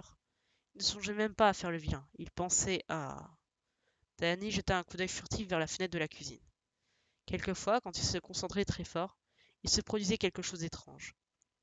Le monde autour de lui s'effaçait, et un autre monde paraissait à sa place. Une fois, peu après qu'on lui eut plâtré le bras, ça lui était arrivé à table, pendant le souper. Ses parents ne se parlaient pas beaucoup à cette époque-là. Ils pensaient beaucoup au divorce. Ce soir-là, les pensées de divorce s'étaient amoncelées au-dessus de la table de la cuisine, comme des nuages gorgés de pluie, prêts à crever. Il en avait eu l'appétit coupé. L'idée d'avaler quelque chose alors que toutes ces idées noires de divorce planaient au-dessus de lui le rendaient malade. Décidé à sauver la situation, il avait mobilisé ses pouvoirs de concentration. C'était à ce moment-là qu'il avait dû perdre connaissance, quand il était revenu à la réalité. Il était étendu à terre, maculé de purée et de petits pois. Maman, en sanglots, le tenait dans ses bras tandis que papa téléphonait. Surmontant sa propre peur, il avait essayé de leur expliquer qu'il n'y avait pas de quoi s'affoler, qu'il lui arrivait parfois d'avoir des étourdissements quand il se concentrait trop fort. Il avait essayé de leur parler de Tony, qui appelait son camarade invisible. Son père, après plusieurs allusions à une certaine hallucination, avait dit au téléphone que Danny allait mieux, mais qu'il fallait quand même que le médecin l'examine. Après le départ du docteur, maman lui avait fait promettre de ne plus les effrayer de la sorte et il avait donné sa parole. Lui-même avait eu peur. Avant que Tony ne paraisse, au loin, comme toujours, appelant de sa petite voix flûtée, et que des images étranges ne viennent troubler sa vue, effaçant ce qu'il avait devant les yeux, la cuisine et des tranches de rôti sur une assiette bleue. Danny avait réussi, grâce à un immense effort de concentration, à sonder l'esprit de son père. Il y avait entrevu, le temps d'un éclair, un mot inconnu, incompréhensible, bien plus effrayant encore que le mot divorce, le mot suicide. Depuis, Danny n'avait plus croisé ce mot-là dans l'esprit de son père, et il ne tenait pas à le rencontrer. Il n'avait même pas envie de savoir exactement ce qu'il signifiait. Mais il aimait se concentrer, parce que quelquefois Tony venait. Le plus souvent, il ne se passait rien. Sa vue se brouillait, la tête lui tournait, et ça s'arrêtait là. Mais d'autres fois, Tony paraissait à la lisière de son champ de vision, lui faisant signe de venir, et l'appelait de sa voix lointaine. C'était arrivé 2 fois depuis qu'ils étaient à Boulder. Il se rappelait la surprise et le plaisir qu'il avait ressenti en voyant que Tony avait fait tout ce chemin depuis le Vermont pour le rejoindre. Ses amis ne l'avaient pas laissé tomber. La première fois, ça s'était passé dans la cour, derrière la maison. Tony était apparu et lui avait fait signe de venir. Mais le noir l'avait aussitôt englouti, et quelques instants plus tard, il était revenu à lui. Il ne gardait de cette rencontre que quelques souvenirs fragmentaires et brouillés, comme ceux d'un rêve. Mais il y avait 2 semaines, Tony était réapparu dans une cour voisine, et comme d'habitude lui avait fait signe de venir. Danny, viens voir. Danny avait eu l'impression de s'être levé pour aller voir, puis d'être tombé, comme Alice au pays des merveilles, au fond d'un trou profond. Il s'était retrouvé dans le sous-sol de l'appartement. Là, dans la pénombre, Tony lui avait montré une grande malle où son papa conservait tous ses papiers importants, et notamment la pièce. Tu vois, avait demandé Tony, de sa voix lointaine et musicale. Elle est là, sous l'escalier. C'est là que les déménageurs l'ont entreposée. Croyant faire un pas en avant pour mieux voir, Danny était tombé de la balançoire qu'en fait, il n'avait pas quitté pendant tout l'entretien avec Tony. Il en avait eu le souffle coupé. 3 ou 4 jours plus tard, il avait entendu un grand remue-ménage dans l'appartement. C'était son père qui cherchait sa malle partout, pestant contre ces salauds de déménageurs qui l'avaient égaré quelque part entre le Vermont et le Colorado, et jurant de leur intenter un procès. Comment allait-il pouvoir terminer la pièce si tout se liguait contre lui? Danny lui avait dit: Elle est sous l'escalier, papa. Les déménageurs l'ont mise sous l'escalier. Papa l'avait regardé d'un air bizarre, puis il était descendu au sous-sol. La malle était toujours là, à l'endroit précis que Tony avait indiqué. Alors, papa avait pris Danny par la main, l'avait assis sur ses genoux et lui avait demandé qui l'avait laissé descendre à la cave. Était-ce Tom, celui qui habitait au-dessus? La cave était un endroit dangereux, avait dit papa. C'est pour ça que le propriétaire la fermait toujours à clé. Si quelqu'un avait pris l'habitude de laisser la porte ouverte, il fallait qu'il le sache. Il était content d'avoir retrouvé ses papiers et la pièce, mais pour rien au monde il n'aurait voulu que Danny tombe dans les escaliers et se casse la jambe. Danny avait affirmé avec le plus grand sérieux qu'il n'était jamais descendu à la cave, et maman confirme ses dires. La porte était toujours fermée, et il ne s'aventurait jamais dans le couloir qui y menait, parce qu'il y faisait toujours noir et humide, et qu'il y avait des araignées. D'ailleurs, Danny ne mentait pas. Ce n'était pas son genre. Alors, comment savais-tu qu'elle était là, prof? Avait demandé papa. C'est Tony qui me l'a montré. Son père et sa mère avaient échangé un regard entendu par-dessus sa tête. Ce n'était pas la première fois que Danny leur affirmait des choses pareilles. Mais ils préféraient ne pas y penser. Ils avaient peur de ce genre de phénomène. Danny savait que l'existence de Tony les inquiétait, surtout sa mère, et il faisait attention à ne pas, et il faisait attention à ne pas faire venir Tony quand elle était là. Mais à présent, en entendant de se lever pour préparer le dîner, elle devait être encore étendue sur son lit. Alors il se mit à se concentrer dans l'espoir de découvrir à quoi pensait papa. Son front se plissa, et il serra les poings sur ses cuisses. Il ne ferma pas complètement les yeux, ce n'était pas la peine, et essaya de se souvenir de la voix de son papa, la voix de Jack, de John, Daniel, Torrance. Cette voix profonde et ferme qui tantôt s'animait de gaieté, tantôt vibrait de colère, et qui se taisait à présent parce qu'il réfléchissait. Il réfléchissait à... Il réfléchissait... Il réfléchissait... Danny poussa un petit soupir et son corps s'affaissa mollement, comme s'il n'avait plus de muscles. Son esprit restait alerte et il était parfaitement conscient de ce qui se passait autour de lui. Il voyait très bien le garçon et la fille qui, de l'autre côté de la rue, se tenaient par la main parce qu'ils étaient amoureux, heureux de se trouver ensemble par une si belle journée.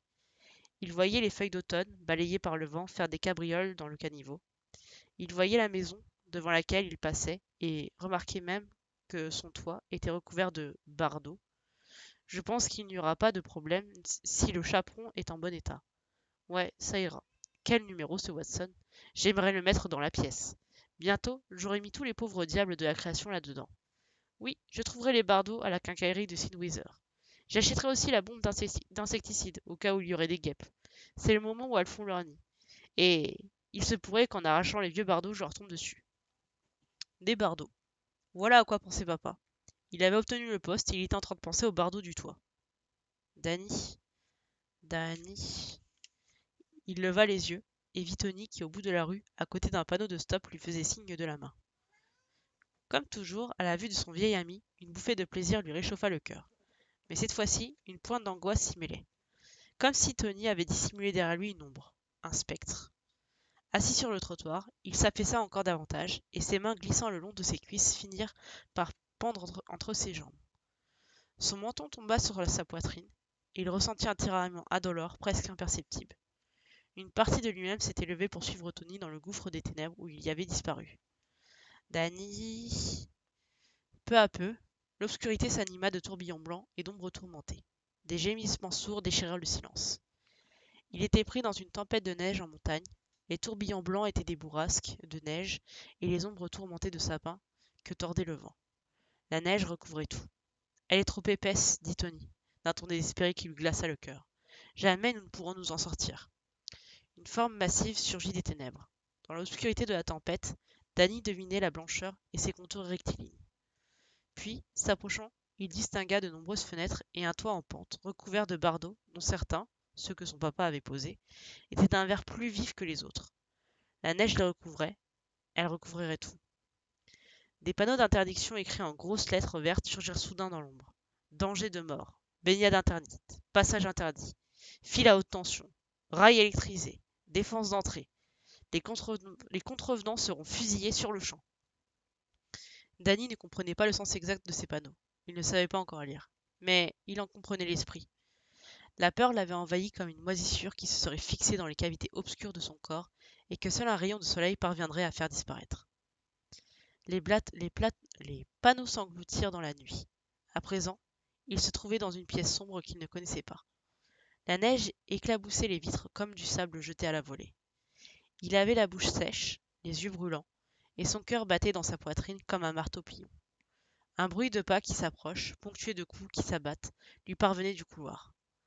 De l'autre côté de la pièce, dans la bulle argentée d'un miroir, apparut un mot effrayant, écrit en flamèche verte. Trop mal.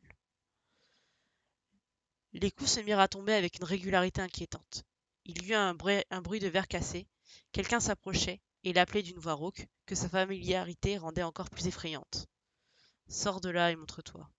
Viens ici, petit merdeux. Viens recevoir ta raclée. Boum, boum, boum. Danny entendit un bruit de bois qui vole en éclats, suivi d'un rugissement de fureur et de satisfaction.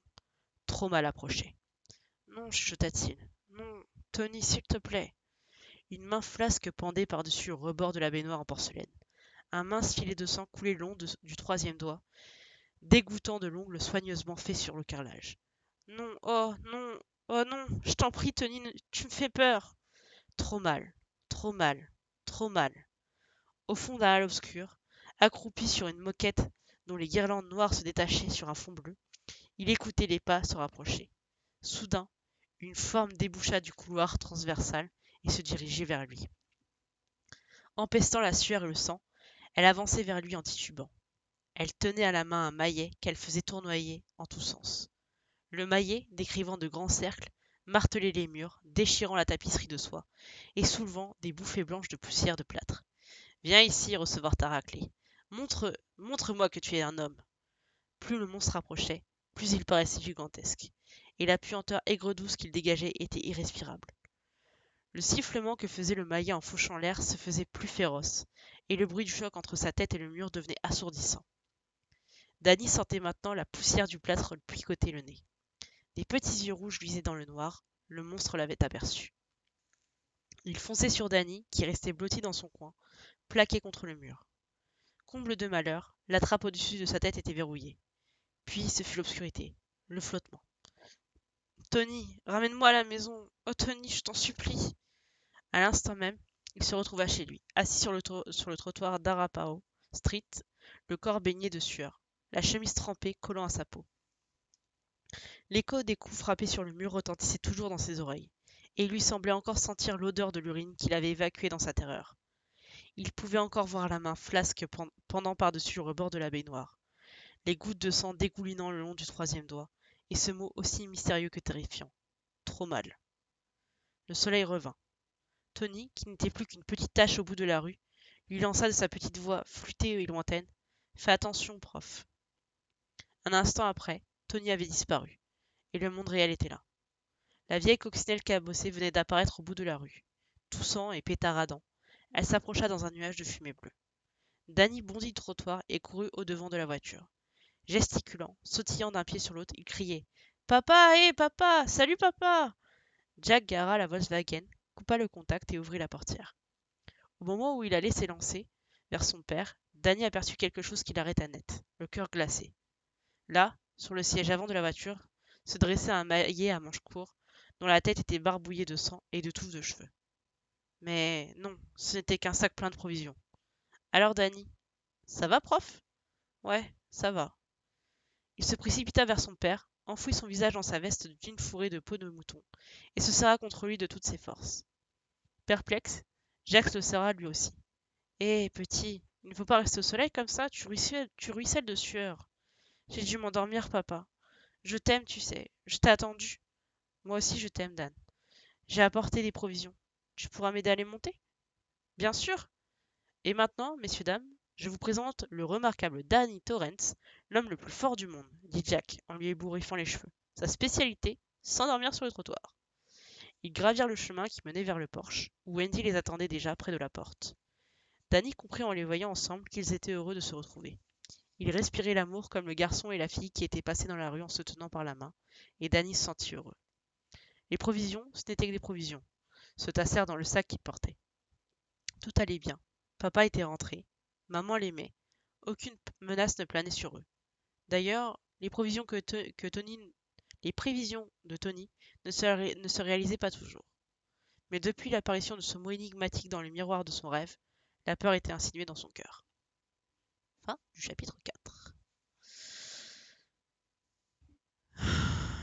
Par contre, le mec qui regarde c'est Mickey à chaque fois. Ouais, c'est un peu dégueulasse. Le moment où il va y avoir un gros truc, il va être surpris. Ouais, tu m'étonnes. Je vais boire un coup.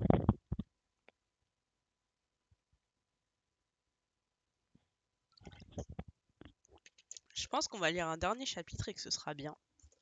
Je sais pas ce que vous en pensez. Mais c'est pas mal pour un premier live, et sachant que j'arrête pas de bafouiller, c'est peut-être pas plus mal.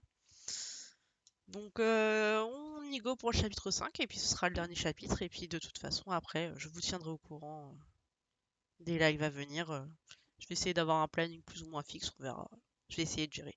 Je vous tiendrai au courant. Mais voilà, on est parti pour le chapitre 5, c'est parti. Chapitre 5, la cabine téléphonique. Arrivé à Table Mesa, Jack rangea la Volkswagen devant le drugstore du centre commercial et laissa mourir le moteur. Tu vas rester dans la voiture, prof. Je t'apporterai une tablette de chocolat. Pourquoi est-ce que je ne peux pas aller avec toi? Je dois aller donner un coup de téléphone. C'est une affaire personnelle. C'est pour ça que tu ne téléphones pas de la maison? Dans le mille. Wendy avait insisté pour avoir le téléphone, bien que l'état de leurs finances ne leur permît guère. Elle avait soutenu qu'avec un enfant, et surtout un garçon comme Danny qui était sujet à des évanouissements, il ne pouvait pas s'en passer. Alors, Jack avait craché les 30 dollars de frais d'installation, un seul coup déjà, plus 90 dollars de caution, ce qui avait été le bouquet.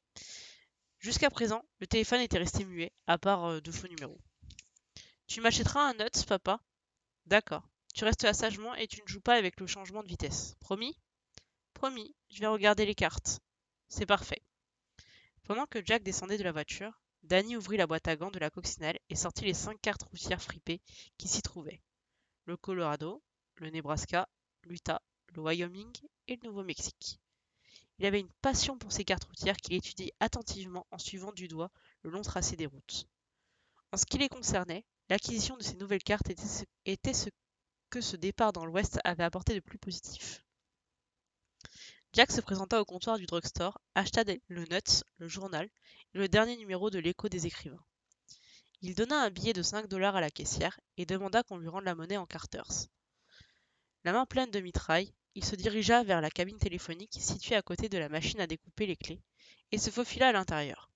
D'ici, il pouvait encore voir Danny, malgré les 3 surfaces vitrées qui les séparaient.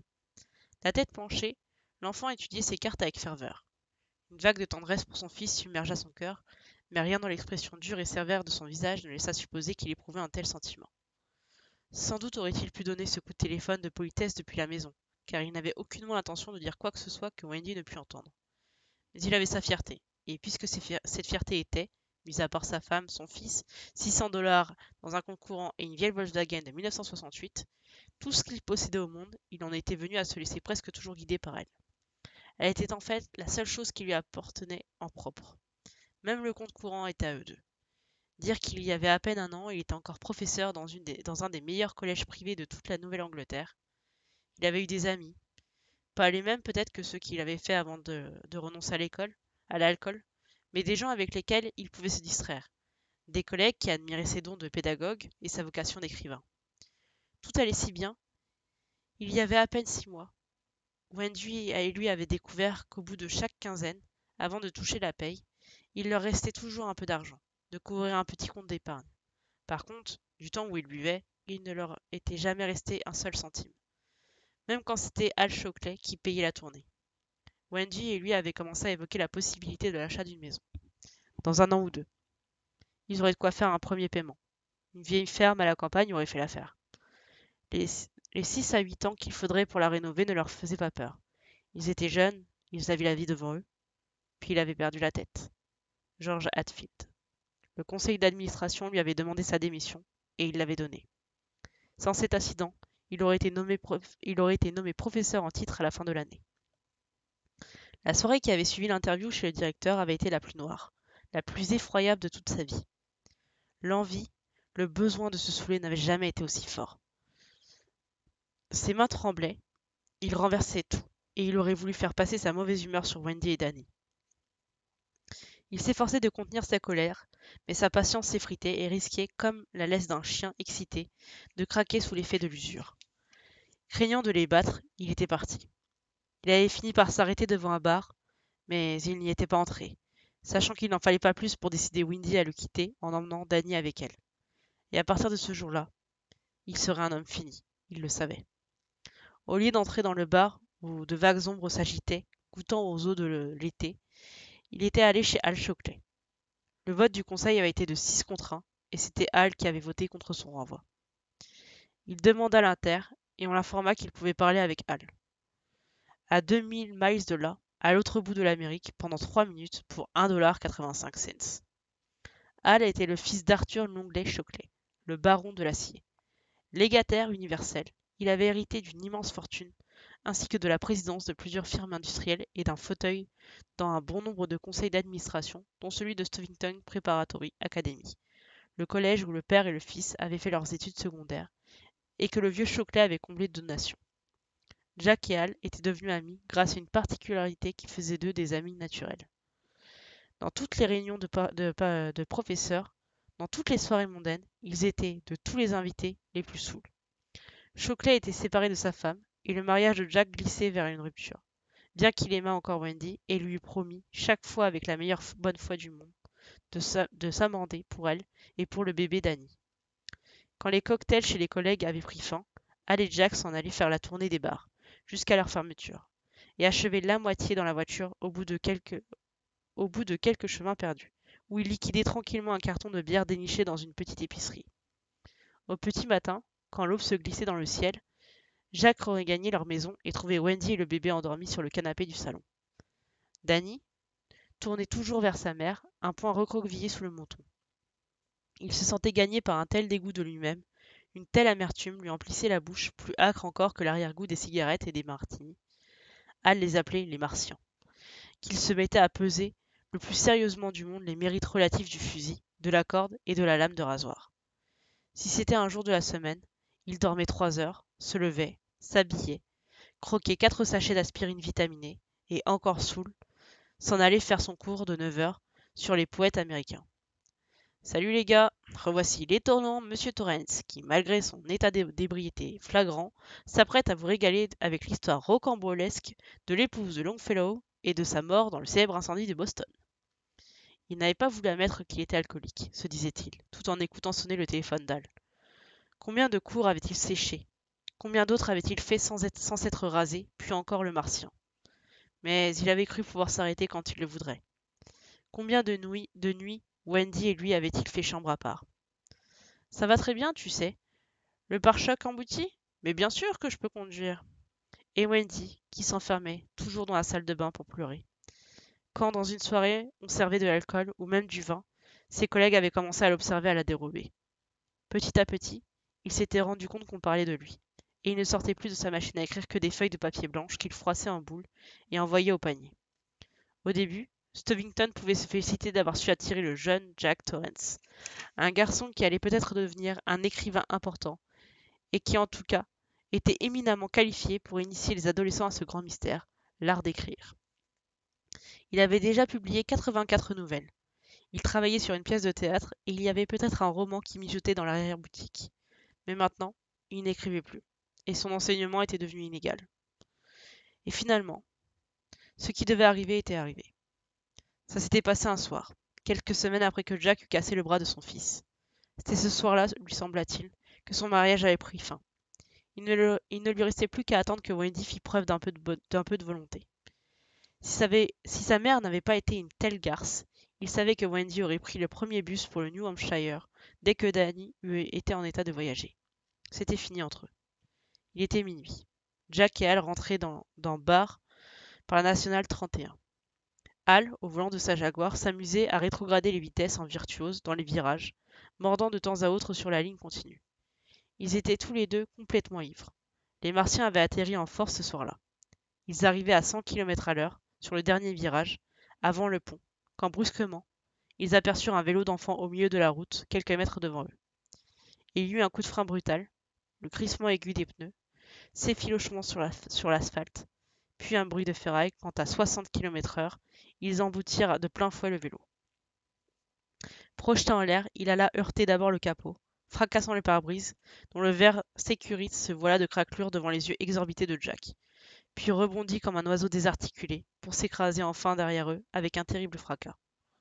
Les roues passèrent sur quelque chose, avec un bruit sourd, et la Jaguar dérapa en travers de la route, sans qu'Al, qui jouait désespérément du volant, pût l'en empêcher. Nom de Dieu, s'écria-t-il, d'une voix qui semblait venue d'ailleurs. Nous l'avons écrasé. Je l'ai bien senti. La sonnerie du téléphone d'Al lui tinta toujours à l'oreille. Allons, Al, fais-moi le plaisir d'être chez toi. Je voudrais tant me débarrasser de cette corvée. Toute fumante, la voiture s'était enfin arrêtée à quelques centimètres d'une des piles du pont. Deux de ses pneus avaient éclaté, traçant de grands arcs en caoutchouc brûlé, sur plus de 40 mètres. Jack et Al s'étaient regardés un instant, puis ils étaient descendus de voiture. Se dirigeant vers l'arrière, ils s'étaient enfoncés dans la nuit. Le vélo était complètement démoli. Il avait perdu une roue qu'Al, se retournant, avait repérée au milieu de la route. Ses rayons tordus, dressés en l'air, ressemblaient aux cordes entortillées d'un piano éventré. Al avait hésité un instant, puis avait dit : « C'est sur ça qu'on est passé, Jackie Boy. Mais alors, où se trouve le gosse ? » ?»« Quel gosse ? » Jack, fronçant les sourcils, avait essayé de se rappeler. Tout était arrivé si vite. Dès qu'ils avaient amorcé le virage, le vélo avait surgi de l'obscurité, pris dans les phares de la Jaguar. Al avait crié quelque chose. Il y avait eu un choc, puis le long dérapage. Tout cela n'avait pas pris plus de quelques secondes. Ils avaient rangé le vélo au bord de la route, puis Al avait allumé les feux de détresse de la Jaguar. À l'aide d'une puissante torche électrique à 4 piles, ils avaient passé les bas-côtés de la route au peigne fin pendant 2 heures, sans rien trouver. À 2h15, dégrisés mais écœurés, ils avaient abandonné leurs recherches et avaient regagné la Jaguar. S'il n'y avait personne dessus, qu'est-ce qu'il faisait au milieu de la route ? Avait demandé Al. Il n'était pas garé sur le côté, mais bel et bien au milieu. Ne sachant que répondre, Jack s'était contenté de secouer la tête. Al était alors parti à pied et avait traversé le pont pour gagner la cabine téléphonique la plus proche. Il avait appelé un de ses amis, un célibataire. Il avait dit que s'il voulait bien aller chercher les pneus de neige de la Jaguar dans son garage et les lui apporter au pont de la Nationale 31 à l'entrée de bar, cela lui vaudrait 50 $. 20 minutes plus tard, l'ami était là, en jean et veste de pyjama. Il avait examiné les lieux. Il y a eu des morts ? Avait-il demandé. Al commençait à soulever l'arrière de la voiture avec le cric et Jack desserrait les boulons. Grâce à Dieu aucun, avait dit Al. Alors je rentre chez moi. Tu me paieras demain matin. D'accord, avait dit Al, sans lever les yeux.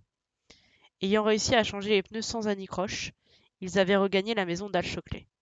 Al avait rangé la Jaguar au garage et avait coupé le contact. Je vais m'arrêter de boire, Jackie Boy, avait-il dit dans le noir. C'est fini la rigolade. J'ai liquidé mon dernier martien.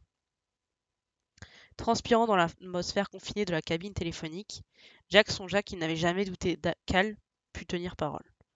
Rentré chez lui, Jack avait trouvé Wendy endormie sur le canapé. Il avait jeté un coup d'œil dans la chambre de Danny, où celui-ci dormait profondément, couché sur le dos dans son lit à rabat, le bras encore pris dans le plâtre. Dans la douce lumière filtrée du lampadaire de la rue, il pouvait distinguer gribouillés sur la surface blanche les vœux des docteurs et des infirmières du service de pédiatrie. C'est un accident. Il est tombé dans les escaliers. Menteur. C'est un accident, j'ai perdu la tête. Tu n'es qu'un ivrogne. Quand Dieu s'est curé le nez, c'est toi qui en as sorti. Mais non, écoute, ce n'est qu'un accident. Le souvenir de la supplication s'estompa, chassé par les dernières images de cette nuit de novembre. S'attendant à chaque instant à voir arriver la police, ils avaient fouillé les mauvaises herbes, desséchées, à la lueur dansante de la torche électrique, cherchant le corps disloqué qui, en bonne logique, aurait dû se trouver là. Le fait que ça avait été Al qui conduisait n'y changeait rien. Il y avait eu d'autres nuits où c'était lui qui avait été au volant. Après avoir remonté les couvertures sur Danny, il avait pénétré dans leur chambre et avait pris au dernier rayon du placard le Liamba 38 espagnol qui y gardait dans une boîte à chaussures. Il s'était assis sur le lit et était resté pendant une bonne heure à le contempler, fasciné par son éclat maléfique. À l'aube, il l'avait remis dans sa boîte qu'il avait rangée dans le placard. Ce matin-là, il avait téléphoné à Bruckner, le chef du département, pour lui dire qu'il était grippé et ne pouvait pas faire son cours. Il lui demandait de prévenir ses élèves. Bruckner avait accepté, mais de moins en moins de bonne grâce. Bruckner avait accepté, mais de moins bonne grâce que d'habitude. Décidément, Jack Torrance avait souvent été grippé cette année. Wendy lui avait préparé du café et des œufs brouillés qu'il avait mangés en silence. Le seul bruit venait de la cour où Danny piaillait de joie, en faisant monter et descendre ses camions sur le tas de sable. Wendy s'était mise à faire la vaisselle, et le dos tourné, elle lui avait dit : « Jack, j'ai quelque chose à te dire. » « Ah oui ?» Il avait tremblé en allumant sa cigarette. Curieusement, il n'avait pas la gueule de bois ce matin, mais il avait la tremblote. « J'ai beaucoup réfléchi ces derniers temps, et j'ai enfin pris une décision. Il fallait le faire dans mon intérêt et dans celui de Danny. Dans le tien aussi peut-être, je ne sais pas. J'aurais sans doute dû t'en parler plus tôt. Veux-tu m'accorder une faveur avait-il demandé, regardant gigoter le bout de sa cigarette. Laquelle avait-elle demandé d'une voix terne. Il avait les yeux fixés sur son dos. Nous parlerons de cela dans une semaine, si tu y tiens toujours. Alors, les mains couvertes d'une dentelle de mousse, elle avait tourné son joli visage pâle et désenchanté vers lui. Jack, je ne veux plus de tes promesses. Je sais ce que. Mais soudain incertaine, elle s'était tue, fascinée par ce qu'elle voyait dans ses yeux. Dans une semaine, avait-il répété. Sa voix avait perdu toute sa force et n'était plus qu'un souffle. Je t'en prie. Je ne promets rien. Si tu veux encore en parler dans une semaine, nous en parlerons. Autant que tu voudras. Dans la cuisine ensoleillée, ils s'étaient longuement regardés, et quand elle avait repris sa vaisselle sans rien dire, il s'était mis à trembler. Mon Dieu, comme il avait besoin de boire un verre. Rien qu'un petit remontant pour remettre les choses en perspective. Danny a rêvé cette nuit que tu as eu un accident de voiture, reprit-elle tout à coup. Il fait quelquefois de drôles de rêves. Il m'en a parlé ce matin pendant que je l'habillais. C'est vrai, Jack, tu as eu un accident? Mais non. À midi, l'envie de boire était devenue si forte qu'il avait de la température. Il s'était rendu chez Hal. Tu n'as rien bu lui avait demandé Hal avant de le faire entrer. Hal avait une mine effroyable. Rien. Tu ressembles à Lon Chaney dans Le fantôme de l'opéra. Entre donc. Ils avaient joué au whist à deux tout l'après-midi sans rien boire. Une semaine s'était écoulée. Wendy et lui ne se parlaient pas beaucoup. Mais il savait qu'elle l'observait, incrédule. Il buvait du café très fort et un nombre incalculable de Coca-Cola. Un soir, il avait liquidé tout un carton de coke et avait dû courir à la salle de bain pour le vomir. Le niveau d'alcool dans les bouteilles du placard ne baissait pas. Après ses cours, il s'en allait chez Al Shockley. Elle haïssait Al Shockley, comme elle n'avait jamais haï personne. Et quand il rentrait à la maison, elle aurait juré que son haleine sentait le scotch ou le gin. Mais après le dîner, il lui parlait lucidement. Buvait un café, jouait avec Danny, partageait un coke avec lui lisait une histoire, et enfin allait corriger ses dissertations tout en buvant du café tasse sur tasse. Elle avait dû reconnaître qu'elle s'était trompée. Les semaines avaient passé, et les paroles redoutables que Wendy avait été sur le point de prononcer ne furent pas dites. Mais Jack sentait bien qu'elles avaient été refoulées, pas vaincues. Ce qui n'empêchait pas que la vie de tous les jours devenait plus facile. Jusqu'à l'incident de George Hatfield, il avait de nouveau perdu la tête, et cette fois-ci, il n'était même pas ivre. Monsieur, votre correspondant ne répond toujours pas. Allô? C'était la voix d'Hal, tout essoufflé. Vous pouvez parler, dit la standardiste d'un air agacé. Hal, c'est Jack Torrance. Jack Boy. Hal était ravi. Comment vas-tu? Bien, je te téléphone pour te remercier. J'ai eu le poste et c'est parfait. Si je n'arrive pas à terminer cette pièce cet hiver quand je serai bloqué là-haut, c'est que je la ne terminerai jamais. Tu la termineras. Et toi, comment ça va? Demanda Jack, un peu hésitant. Pas une goutte. Et toi? Une sécheresse record. Ça te manque? Tous les jours. Hal rit. Je connais ça. Mais je ne sais vraiment pas comment tu as tenu le coup après cette histoire avec Hatfield, Jack. Tu as été héroïque. Je me demande pourquoi j'ai fait une connerie pareille, dit Jack sur un ton neutre. Ne t'en fais pas. D'ici le printemps, j'aurai réussi à leur faire entendre raison. Déjà, les Fingers commencent à se dire qu'ils ont peut-être agi précipitamment. Et si la pièce fait parler d'elle, bien sûr. Écoute, mon gosse m'attend dans la voiture et il commence à s'agiter. Je comprends. Je vous souhaite à tous trois de passer un excellent hiver là-haut. J'ai été heureux de te rendre service. Merci encore, Al. Jack raccrocha, retourna à la voiture et donna à Danny le nut se ramolli. Papa? Oui, prof. Danny hésita, remarquant l'air préoccupé de son père. Pendant que je t'attendais là-bas sur le trottoir, j'ai fait un mauvais rêve. Tu te souviens quand je me suis endormi? C'était inutile d'insister. Papa était ailleurs, loin de lui. Il pensait encore à la vilaine chose. J'ai rêvé que tu me faisais du mal, papa. Oh, c'était quoi ton rêve, prof? Oh, rien, dit Danny. Pendant qu'il quittait le parking, il remit les cartes dans la boîte à gants. Bien vrai? Oui.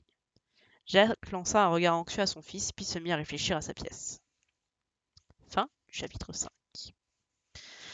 Donc on va s'arrêter là pour aujourd'hui. C'est déjà pas mal. Donc voilà, je vous tiendrai au courant de quand se tiendra le prochain live, certainement soit fin de semaine, soit semaine prochaine, on verra comment je le sens. c'est mon premier live. Du coup, n'hésitez pas à me dire ce que vous en avez pensé. Les retours sont importants. Si je parle trop vite, si j'articule pas assez, si le live est trop long, enfin n'importe quoi. Si le son est pas assez fort, je sais pas. En tout cas, n'hésitez pas. Si c'est bien, si c'est nul, n'hésitez pas. Les retours sont tous intéressants. Donc n'hésitez pas à me dire ce que vous en avez pensé. Je suis dispo sur Discord. Je suis disponible. Voilà. Donc sur ce, c'est gentil. Si c'était nickel, c'est parfait. Sur ce, ben, je vous souhaite une bonne soirée à tous et puis je vous dis à la prochaine. Je vous tiens au jus. Allez, bonne nuit.